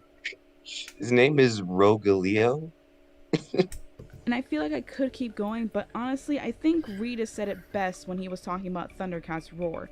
So I'll just end it on him, but replace Thundercats with She-Ra and tell me it still doesn't fit. But, of course, just because it's aimed at a certain demographic won't stop people completely out of the radius of it to actually complain about it. As far as my feelings regarding the feelings of my fellow millennials and the Gen Xers that came before me regarding Thundercats Roar, specifically the ones who are complaining and actively making shit for the ones who are actually looking forward to it, I honestly have no idea how many times I had to say, this show ain't meant for us. Nazism wasn't made for you. I don't understand. So we're all looking at the lizard man right now. This is yeah, I don't know about this, Chief. I don't know about this. No, yeah. They're in a throuple. Okay. Don't know why this is relevant. Don't know who asked. There was an episode where Catra, her fucking name is Catra. Yeah, that's the name of the character from the original, so... Yeah, I know. I know, but her name is Catra. Yep. And she goes into this Crimson Wasteland desert place, and she finds this bad guy who runs a gang. His name is Tongue Lasher. Okay. She makes fun of his name for being stupid. I'm like, your fucking name is Catra. Yeah. It's stupid I really think it's stupid for media characters to make fun of other characters' names when their names are stupid. Like, yeah, sure, you can make fun of Kill 'Em Off all you want, but like, you realize he's gonna kill you, right? Oh no, she beats him up real quick. No, good grief. In order for it to get into people's heads. Personally, my take on it is pretty much the same take that I made on Teen Titans Go years ago. It's a vehicle that's going to be used in order to introduce young kids to the characters and the concepts that both these shows introduce. Alright, I'm gonna explain why this is stupid, because they could easily be a vehicle for young kids to get introduced to these things that isn't shit, and doesn't shit on the mythos of these characters. You know, like Young Justice. You know, like Transformers Animated. You know, like the old Teen Titans. When did it come out? When did it come out? 2005? 2003, maybe. Ah. That's old. I'm an old man! Oh, yeah. I forgot. Mm. One of the few straight characters cross-dresses. Oh, good grief. And with the help of either a parent, a family member, a guardian, or even themselves, will sooner or later become introduced to the versions of the characters that started it all for them. But at the end of the day, the choice of which version they actually prefer is up to them. And the choice that we prefer to hate is up to us. Yeah. Right? Oh my god! What the hell? Why? Why? That's the king. Oh my god, that is so undignified. Why? Alright. Oh, Count Helsing is here.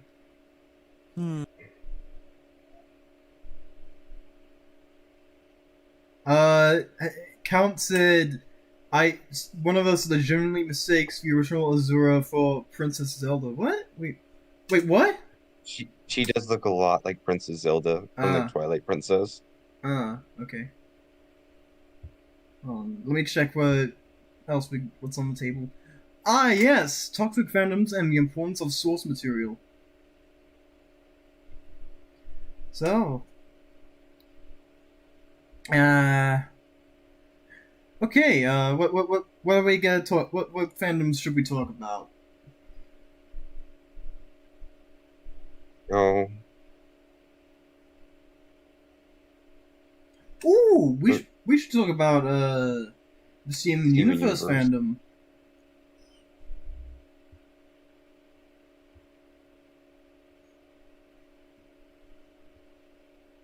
Didn't they bully a kid who had cancer?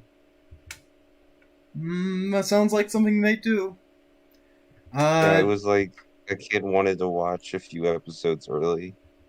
Because it was his Make-the-Wish Foundation wish. Good grief. And then they got pissed because you talked about it and they had a few spoilers.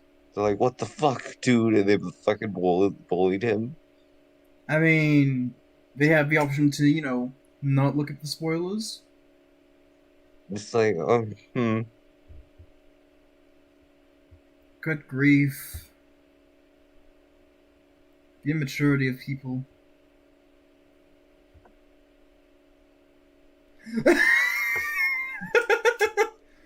Hold on. Didn't they bully, like, an artist for drawing one of the characters skinny? Mm-hmm.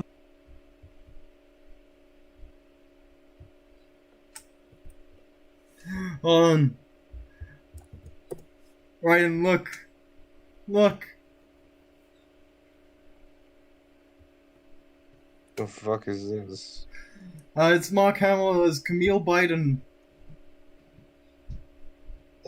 It's a Gundam thing. It's a reference to one of the posters for Zeta Gundam featuring Mark Hamill as Camille Biden. Camille Biden. Well, what do you want me to call him? How do you want me to say his name? Kamiden. Oh, yeah, I forgot. The mermaid had a shitty trident. Wait. Here's the image that I'm talking about. See it? You guys see the image? Yes. Are either of you amused? A little bit. But do you want to see the shittiest trident?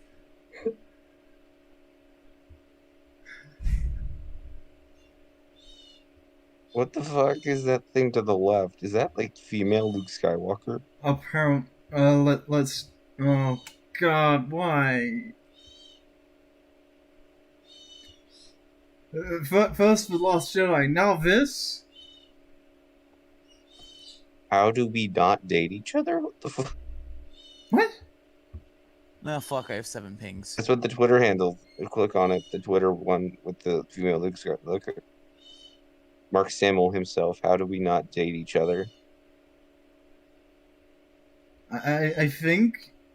Okay, so I think the Twitter user must have superimpose her own face onto the Mark Hamill image. Are we just doing random shit now? Is that what we're doing? No, we're gonna be talking about toxic fandoms and Camille Badon. Alright, let's actually talk about toxic fandoms. Alright, Ryan. My Hero Academia.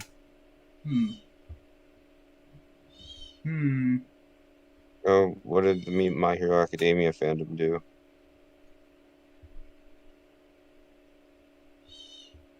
Yeah, that's a good question. What's relevance? Raiden. What? What did My Hero Academia fandom do? Everything. Tell me! I must know! No, I don't want to relive the cringe! Then why'd you bring it up?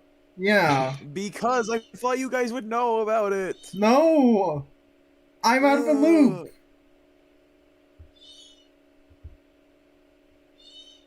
Please tell me! Explain! Basically, there's bullshit with Midna. What do you... Okay, can you be more specific? Oh, yeah, people were complaining that... about him being the bad representation of a gay character, despite the actual context of the scene doing something completely different. Wait, Mineta? Who are they talking about being the gay character? Hold on. Hold on a moment.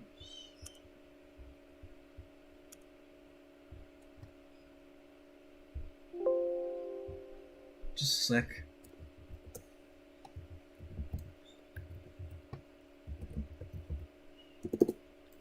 Okay, so hot take: Armada Starscream is literally just Beast Wars Dinobots, but for weebs. No. Yes. No, I mean, no, we're not bringing this in as a topic of discussion. Aww. The Bayverse fandom can be kind of toxic, though. We haven't fucking gone down on the My Hero Academia fandom. Okay, but this is a bit, Alright, so people were thinking that Mineta was bi or some shit, but, like, the actual context of the scene suggests that he's just, like, really admires the main character or something. I don't know. Yeah, he's not fucking Wasn't gay. He the horny one? Yeah, he's the fucking straightest one, because he's the pervert. Yeah.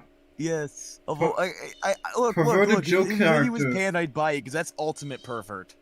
But even then, I wouldn't buy that, because... Like, he's surrounded by dudes in spandex, like, you'd expect that he'd hit on one eventually.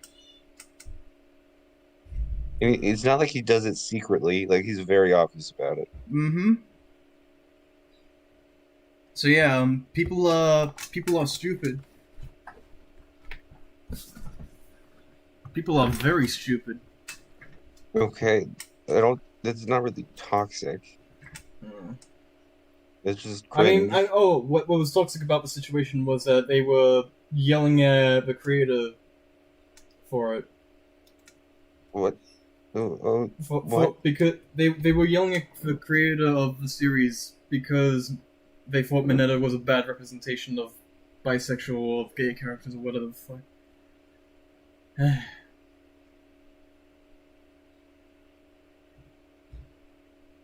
Good grief, people are stupid.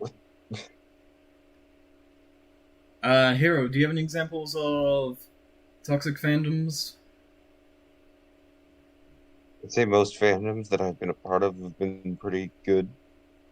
Like the EFAP fandom. What about the titty fandom? What about the titty fandom? What about... I don't know. Ryan, what about the titty fandom? Oh, I have a titty quote for you guys. Oh? From Stan Lee. Oh. Oh yeah, I've heard this one. I haven't. So, Stan Lee's like, comics are like women's boobs. It's okay to look at them online, but it doesn't beat having them in your hand. He's right! He's right! Oh my god! Do you know who told me that Stan Lee quote? Who? My mom! Oh, really? Yes. Mom is base as fuck. Count Helsing can attest to that. Does she, agree with that quote or something? I don't know. Hey, Count Helsing, why don't you ask her? Because I'm not. Hey, Mom, do you like tits? I mean, like the experience of holding a print of my, prototype of the series thing I'm doing is pretty cool. A shame that the actual contents is not as good as what it is now. You know Stan Lee has a character called Stripperella? You know, Jack Kirby intended for Black Panther to be called, Coal Tiger.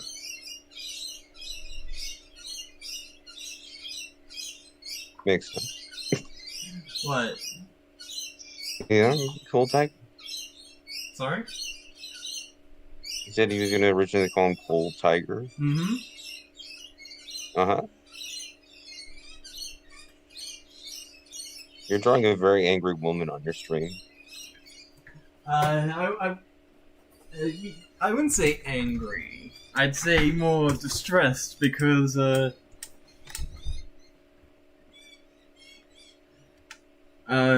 door just just broke a tentacle apart. Yeah, I just found a list of the most toxic fandoms. Naruto. Mm-hmm. Yeah. Dragon Ball.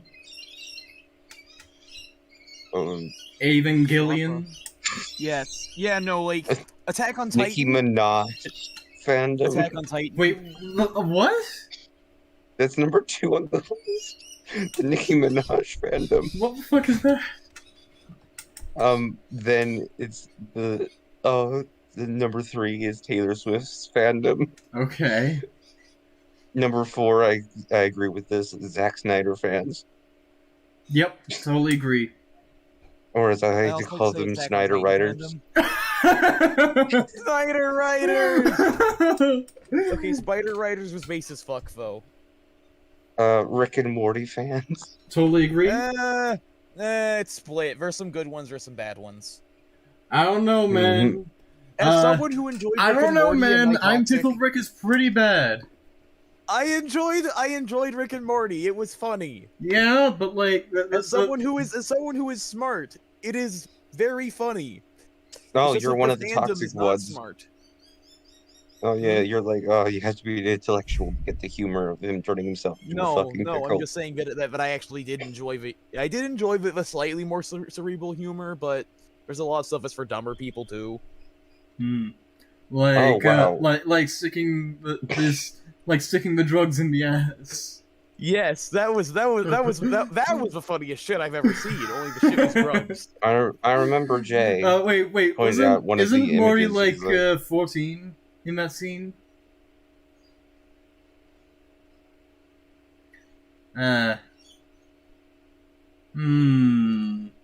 Oof. You know what's funny? Morty is less of a pussy than Shinji. Holy shit, you're right. Hold on. You know I'm right.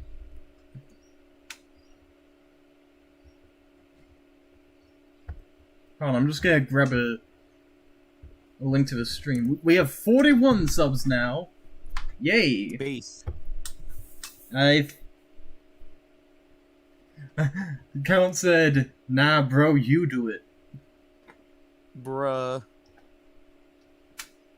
Oh, we have a third viewer.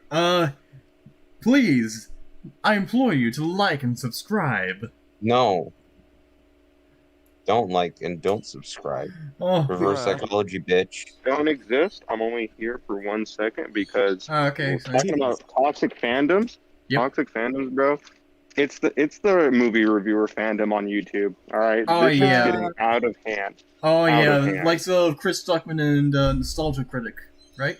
Well, oh dude, and those are the big namers. Like I think the problem is extending further down at this point. Perfect. You must put your numbers on one more time. Wait. Even Bennett Visage? To an extent, a little bit. No. But yeah. Funny. Oops. Yeah, I totally agree. He is funny, but like he is not a fan of the Speed Racer movie. Now I'll admit, everyone's entitled to their own. Okay. Well, I'm entitled to associate with people who I deem like the shit I like. The blooba. Now I'll admit, Speed Racer isn't that good. But the movie or the show? The movie. Oh, I was gonna say the show. It's cringy, but I love it. Yeah. I totally get that, and like I'll admit, the Speed Racer movie has its problems, but that last race scene, the last race of that movie, gives me chills every time. I was actually really hoping someone was going to say that, or you, because like I was like, yeah, the movie's really bad, but that final racing scene is like, wow. No, I don't even think it's a bad movie. Like it's. No, I just think it's genuinely cringe, but I think it's so cringe because that's like it's literally emulating the show, and the guy will just sometimes say random shit like, "Oh my god, we're going so fast! I cannot believe it." I just think that's like that's just being a good adaptation of the source material then.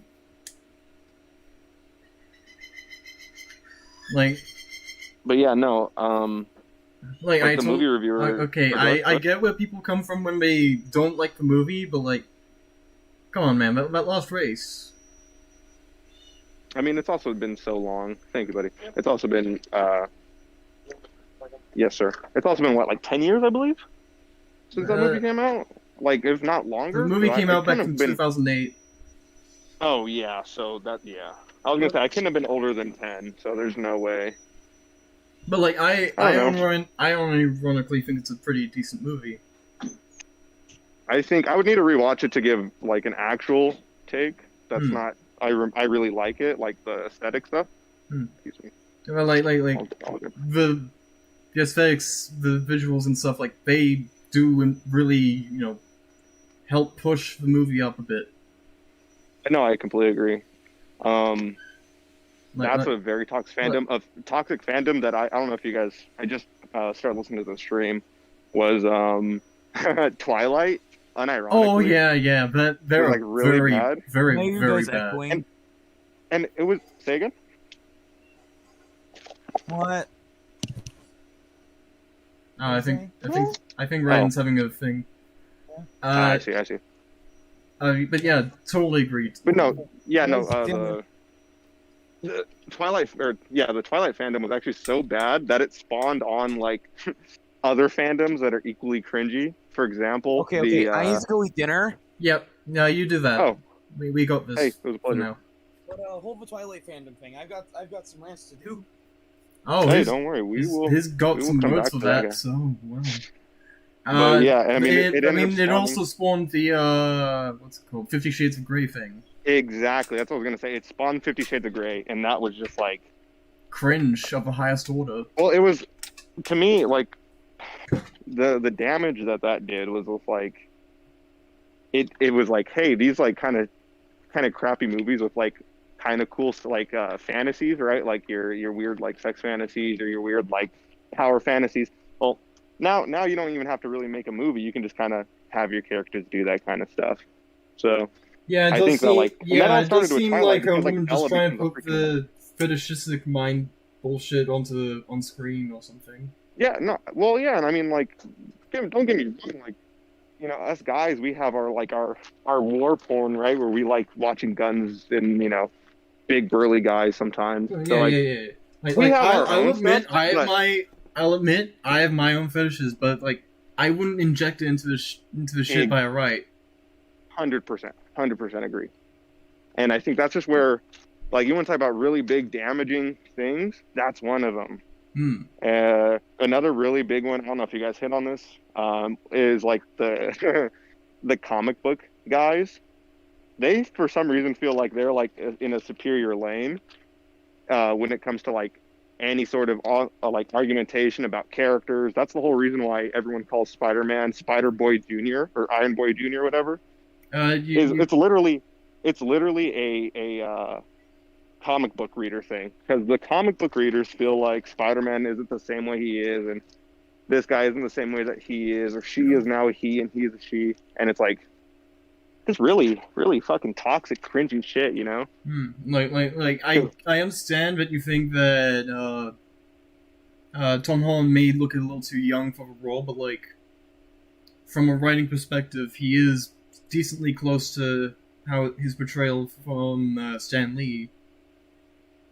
Well, I mean, and then even that, like, I feel like when you focus on something, we had this conversation, the last Soul stream that I was on, or Soulcast, forgive me, that it was just like, I don't like how Geeks and Gamers, fucking Nerdrotic, you know, all those on our side of we discussed the devolution of online criticism and stuff like that. Yeah, 100%. And I think that kind of spirals into this, right? Because we're giving, when we get Captain Marvel, our first reaction is a knee-jerk, ew, it's bad. Not ew because of the woman or anything, it's just a bad fucking film, right?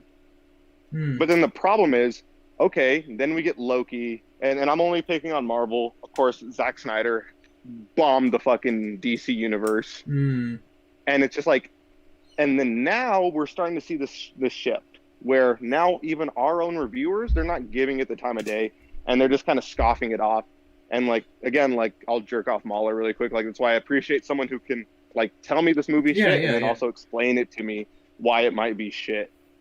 Because like, we can very easily fall into one of these own toxic fandoms, yeah, totally. Right? Like, I think that's a total possibility. I agree. And I think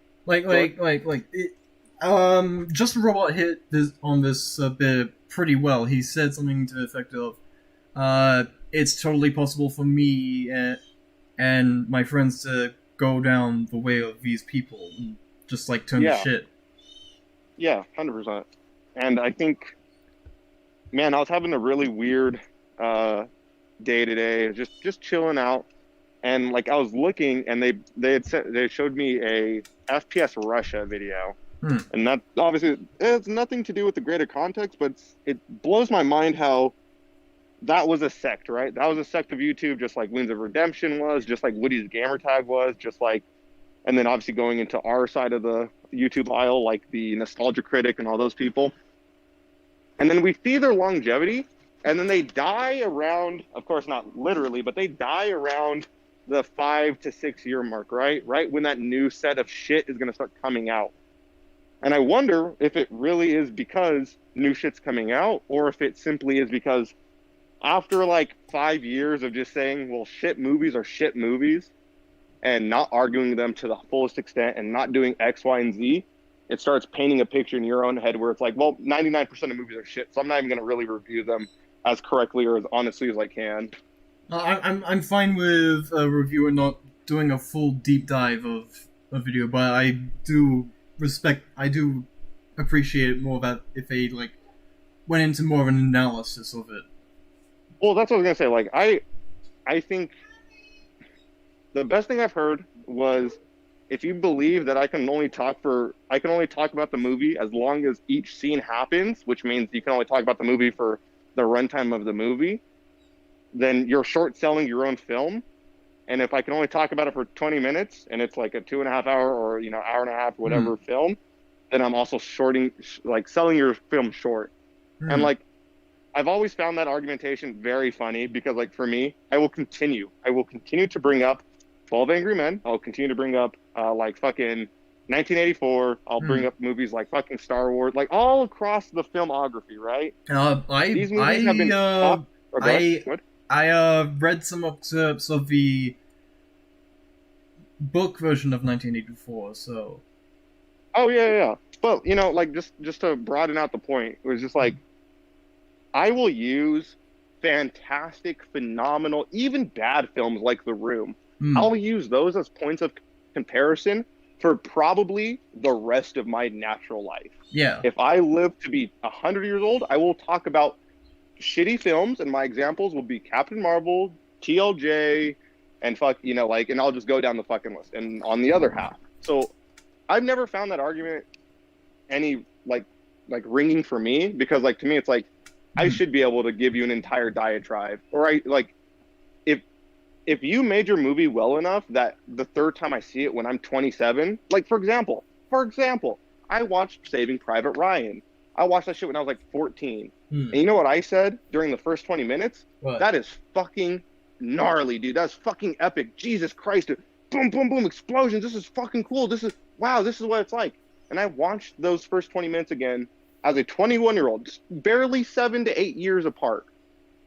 And I'm like, Jesus Christ, these are fucking children being sent to go clear a goddamn beach in front of some MGs. Oh, God. So just the perspective of how you understand movies, right? And how you understand the things that influence you.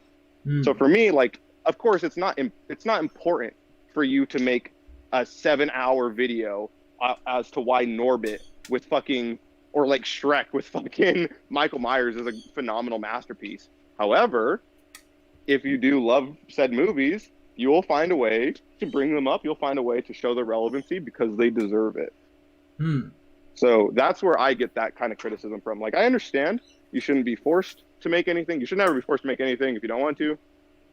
It's been obviously going into movies, but no, if the movie's good and you want to praise that movie, I'll praise a movie until I'm gone. And inversely, I'll criticize a movie until I'm gone. Yeah, totally get it. Yeah, but just slide tracking back on. I'm still at work, so I'm trying to I have myself. this to say. Go ahead, yeah. 2003 Hulk isn't as bad as people say it is, but it still has a lot of problems, mostly from an editing perspective. Yeah, I was gonna say, I think a lot of it comes down to just man, those graphics, man. They try. I'll commend it for trying something really experimental. Unfortunately, it kind of failed. Yeah, it misses its mark, but I mean. But when it was doing the Hulk sequences and full on, just had really simple editing and stuff, it really works. Because the actual computer technology and work behind the Hulk himself really, really works. It's very well done. Well, yeah, and I mean that's the other thing that. I also think that people are a little upset by the Hulk dogs, the Gamma dogs thing. I get where people are coming from. Yeah. But I will say that the fight there was done pretty decently. Yeah, that. The 2003 one is a little bit foggier in my mind. I remember the 2008 one the back of my hand. That one has its own issues, but I still think it was a pretty good representation of Hulk. No, I think it was actually a really good representation of Hulk, and unfortunately I say that because that's one of our only representations of Hulk, in his own as a standalone kind of film. Well, that's what I was gonna say. We get pieces of the Hulk, but if you want to talk about seeing what the mania is of what the Hulk has to deal with, if you want to see who Bruce Banner is, then that's the movie you want to look at, right? Not because the other stuff will just kind of show you who the Hulk is and snippets of Banner's life. No, yeah, exactly. Avengers does go a bit more into Banner's life than the others. That's exactly what I was about to say. Avengers 1 is one of the only Avengers to even do that.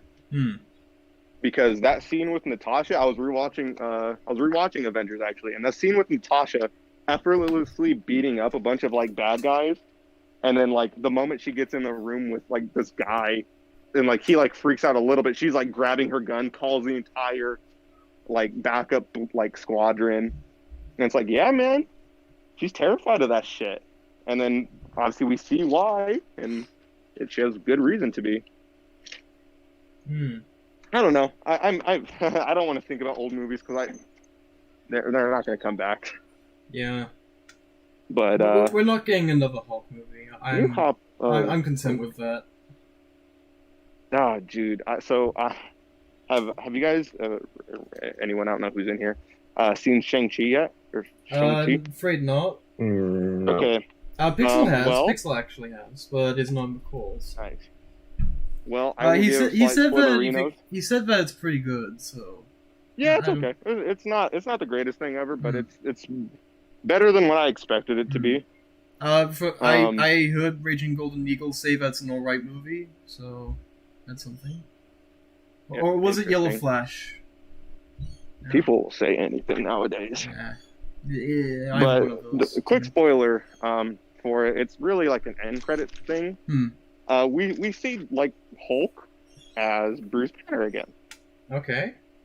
So what that's supposed to signify is, like they've worked everything out a second time apparently, and now he's able to fully transform in X, Y, and Z. I was watching with my brother in California, and like for me, I had an instant knee-jerk reaction, and I don't even really care for the Hulk, but I have kind of developed a new sense of like admiration for him throughout the comics. And one thing that like honestly kills me, and I can't talk to this about with Marvel fans because they won't ever agree, is that they sidetrack a lot of the Hulk's development to shit that you will never see in the movies. Yeah. Like Hulk masters like the intellect of Banner all on the time that he's on Sakaar, and we only see him after he's fully mastered it. And then again with Shang-Chi, we've seen him completely master his Hulk transformation again, except this time we're just not seeing it on fucking screen. So I don't know why Marvel does that, and it's like honestly kind of sad because like I feel like Mark Ruffalo could have been a good Hulk. Yeah, I totally agree. I think that they could have done really well if they did put in the effort to make a new standalone Hulk movie. Oh, good. Yeah, exactly. Ryan, you were gonna say your thing on the Twilight fandom, right? Go ahead. So basically, the Twilight fandom inspired by 50 Shades of Grey fandom. Yeah. Right? And those guys are just fucks, all of them. Well, yeah, like I mean, we don't even have any bondage sex, bro. They don't even show any of the good shit. No, I mean, we were talking about it just a little earlier ago, but yeah, like, I feel like they do such a disservice because, like, she made that first movie because she really wanted to fuck a vampire. Like, that's the whole reason she made that first movie. And then everyone was like, yeah, I kind of want to fuck a vampire too. Now we're at the stage of, like, we're isn't there, like, a 50 Shades of Grey spinoff? What? Or some shit. What the fuck? I swear it's, like, one, but I think it's in Christian, like, the guy's eyes, or through his perspective. And it's just like, oh, so we're just doing... Or here's another one that everyone forgot about, Nymphomaniac, where it's just like, hey, do you want to see how many times this girl can have sex in a movie? It's like, oh, I mean, like, I don't want to limit your your scope of, like, of a movie, but I just don't feel like... I don't know. It's weird, right? Yeah. Like I also touched on how it kind of feels like it's just the late writer trying to insert her fetishistic bullshit into the story and all that. Yeah, exactly. Which I have criticized you, Raiden, for trying to do with Dieframe. To do what? I'm sorry, I'm making a lot of noise. You've tried to put your fetish into... some of your fetishes into Dieframe. Yeah, but justified because androids. Hey, I love you guys. I might hop back in this call, but I almost am closing up my store. So, bye. Alright, see ya, man. I'll see you around. But yeah, I was saying... No, I mean, like, in the sense that you insert shit like... at one stage I did agree, but I have since, not a fan of it anymore. Like, you know the bit with the pegging thing, right? But that was funny. Irrelevant. It doesn't serve anything. For a meme. It doesn't serve anything. It doesn't serve. But we memed on it. It was funny. Well, we're not getting included in the story. Aww. Right. We were on a bit about the Hulk. Floofa. I said that 2003 Hulk isn't as bad as people say it is, but it still has a lot of problems, mostly pertaining to some of the story stuff and the editing. Would you agree with that sentiment? I would. Because, like, the visual effects stuff is pretty stellar. Like if you just, like, what's the word? Color-corrected Hulk a little bit, you'd have great representation of Hulk from a visual perspective.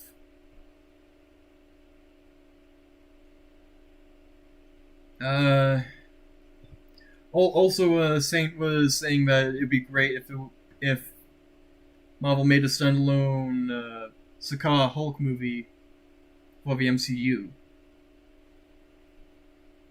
You know, Planet Hulk. You know that one, right? Mm-hmm. Yeah. Good.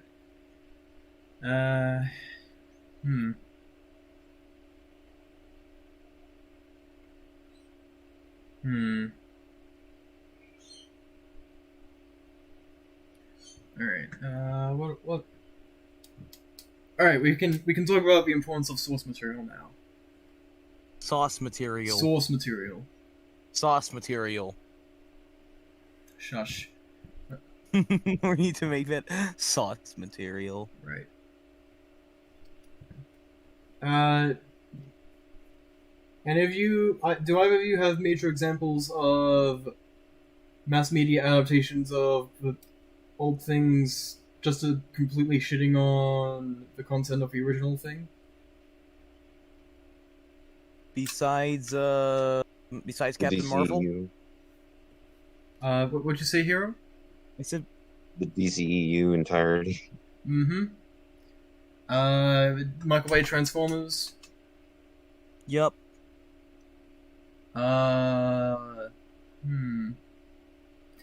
Most reboots in general. Namely, the She-Ra reboot, the Ben 10 reboot. What else is there?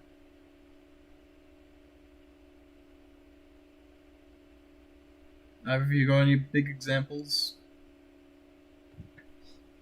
Live action Patlabor? I haven't seen it. It wasn't that good. I heard it was pretty bad.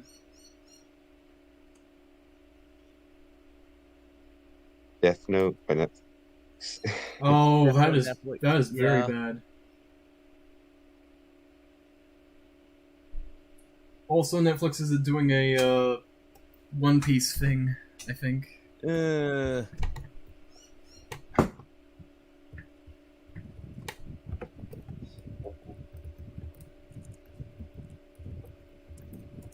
I just need to check what it was.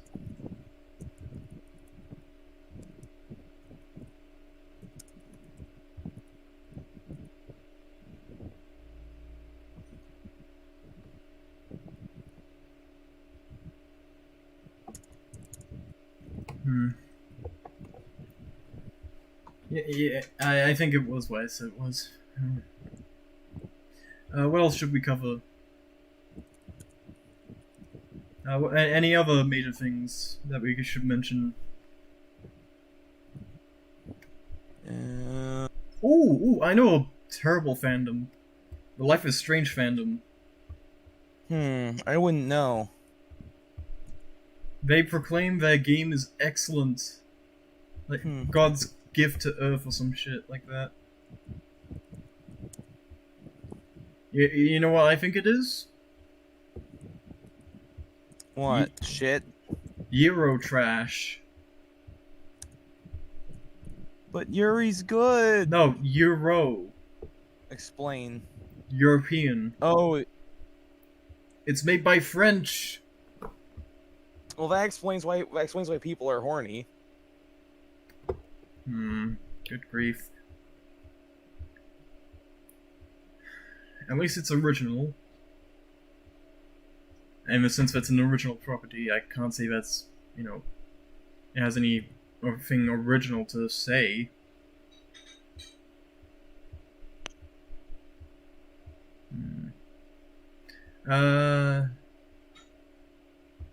So should we discuss, how source material is important and stuff? Source material. Because I think we should discuss, how source material is really important to media and stuff. I'd also like to say Sword Art Online, actually. Sorry? The anime. So the original anime wasn't based on Progressive, it was actually based on the original web novel from 2002. Instead of the more updated... That much better, Instead of the more updated version of the story. Yes. So, from what I recall, the original one was more focused on rushing a lot of the stuff and getting within a certain... It was written for a challenge, from my remember. Yeah, it was. He couldn't cut it down, so he kept it around. And I'm actually reading that first volume, the Eincrad. I'm reading that first volume of Eincrad, And it's not that bad so far, like 2 chapters in. Like, it's actually okay. Well, I mean, the Elfheim arc was cancer. When it went to shit. And Eincrad was a decent arc up until the second half. Which is when it kind of rushed through a lot of the stuff. Like the villain just like, I forgot why I did all this. Like what the fuck?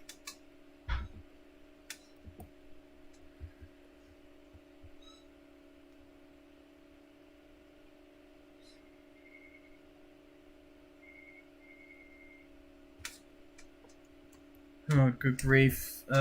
So Cynical Reviews has posted this little thing on.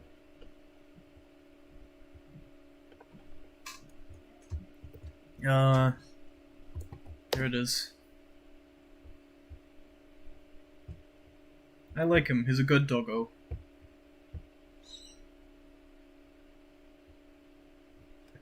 Would you agree with that sentiment, Hero?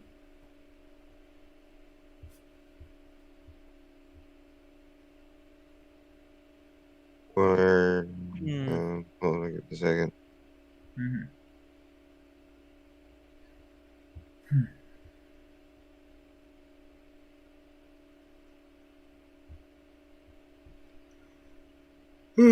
Good grief.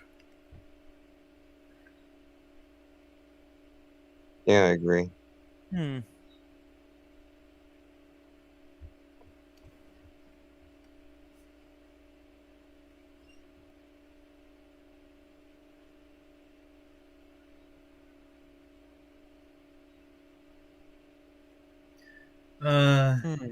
Someone just made a joke about being canon. The only true canon is the original 500 chapters of the Dragon Ball manga. That is true. The manga is a bit better in some areas. I mean, I'd say that the original, just the original run is better. It's probably the best version of Dragon Ball. Like, come on, who doesn't love a martial arts comedy? Everybody was kung fu fighting. Running as fast as lightning. Oh, we're gonna get copyright strikes. Oh yes, definitely.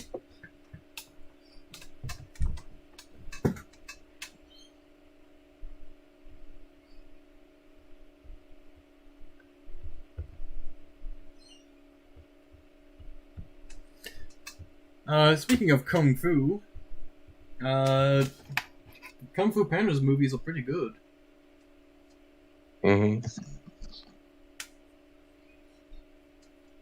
Like, are they at all a realistic interpretation of China? No. No, but they're fun. It's a fantasy version of China. That's the whole point.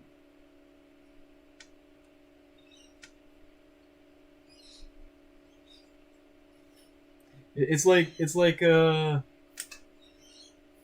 Amazing. What's it called? Amazing Grace. No, I was gonna say it's Amazing Spider-Man 2. No, I was gonna say Kung Fu Panda is just as good a representation of China as Amazing Cultivation Simulator.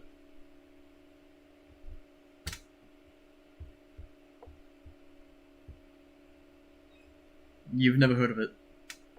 No. Yeah, don't worry about it.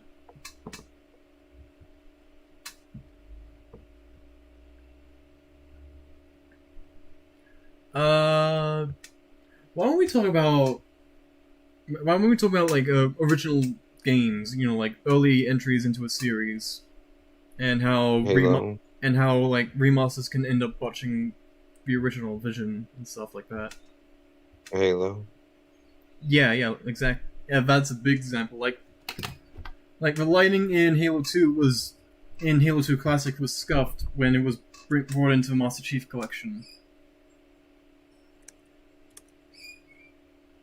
Like, I was talking about Halo Combat Evolved anniversary. Oh yeah, that is also a pretty big blunder. But like, this is what I'm talking about specifically.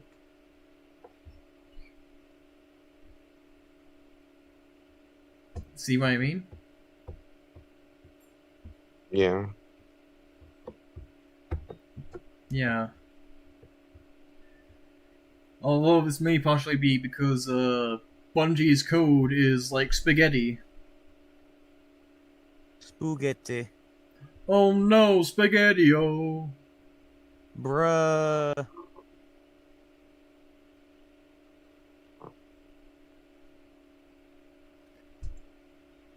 Good grief.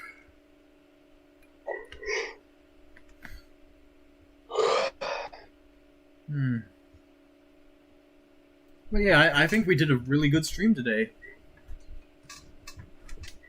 Yeah. So you guys want to call it here? Yeah. Yeah.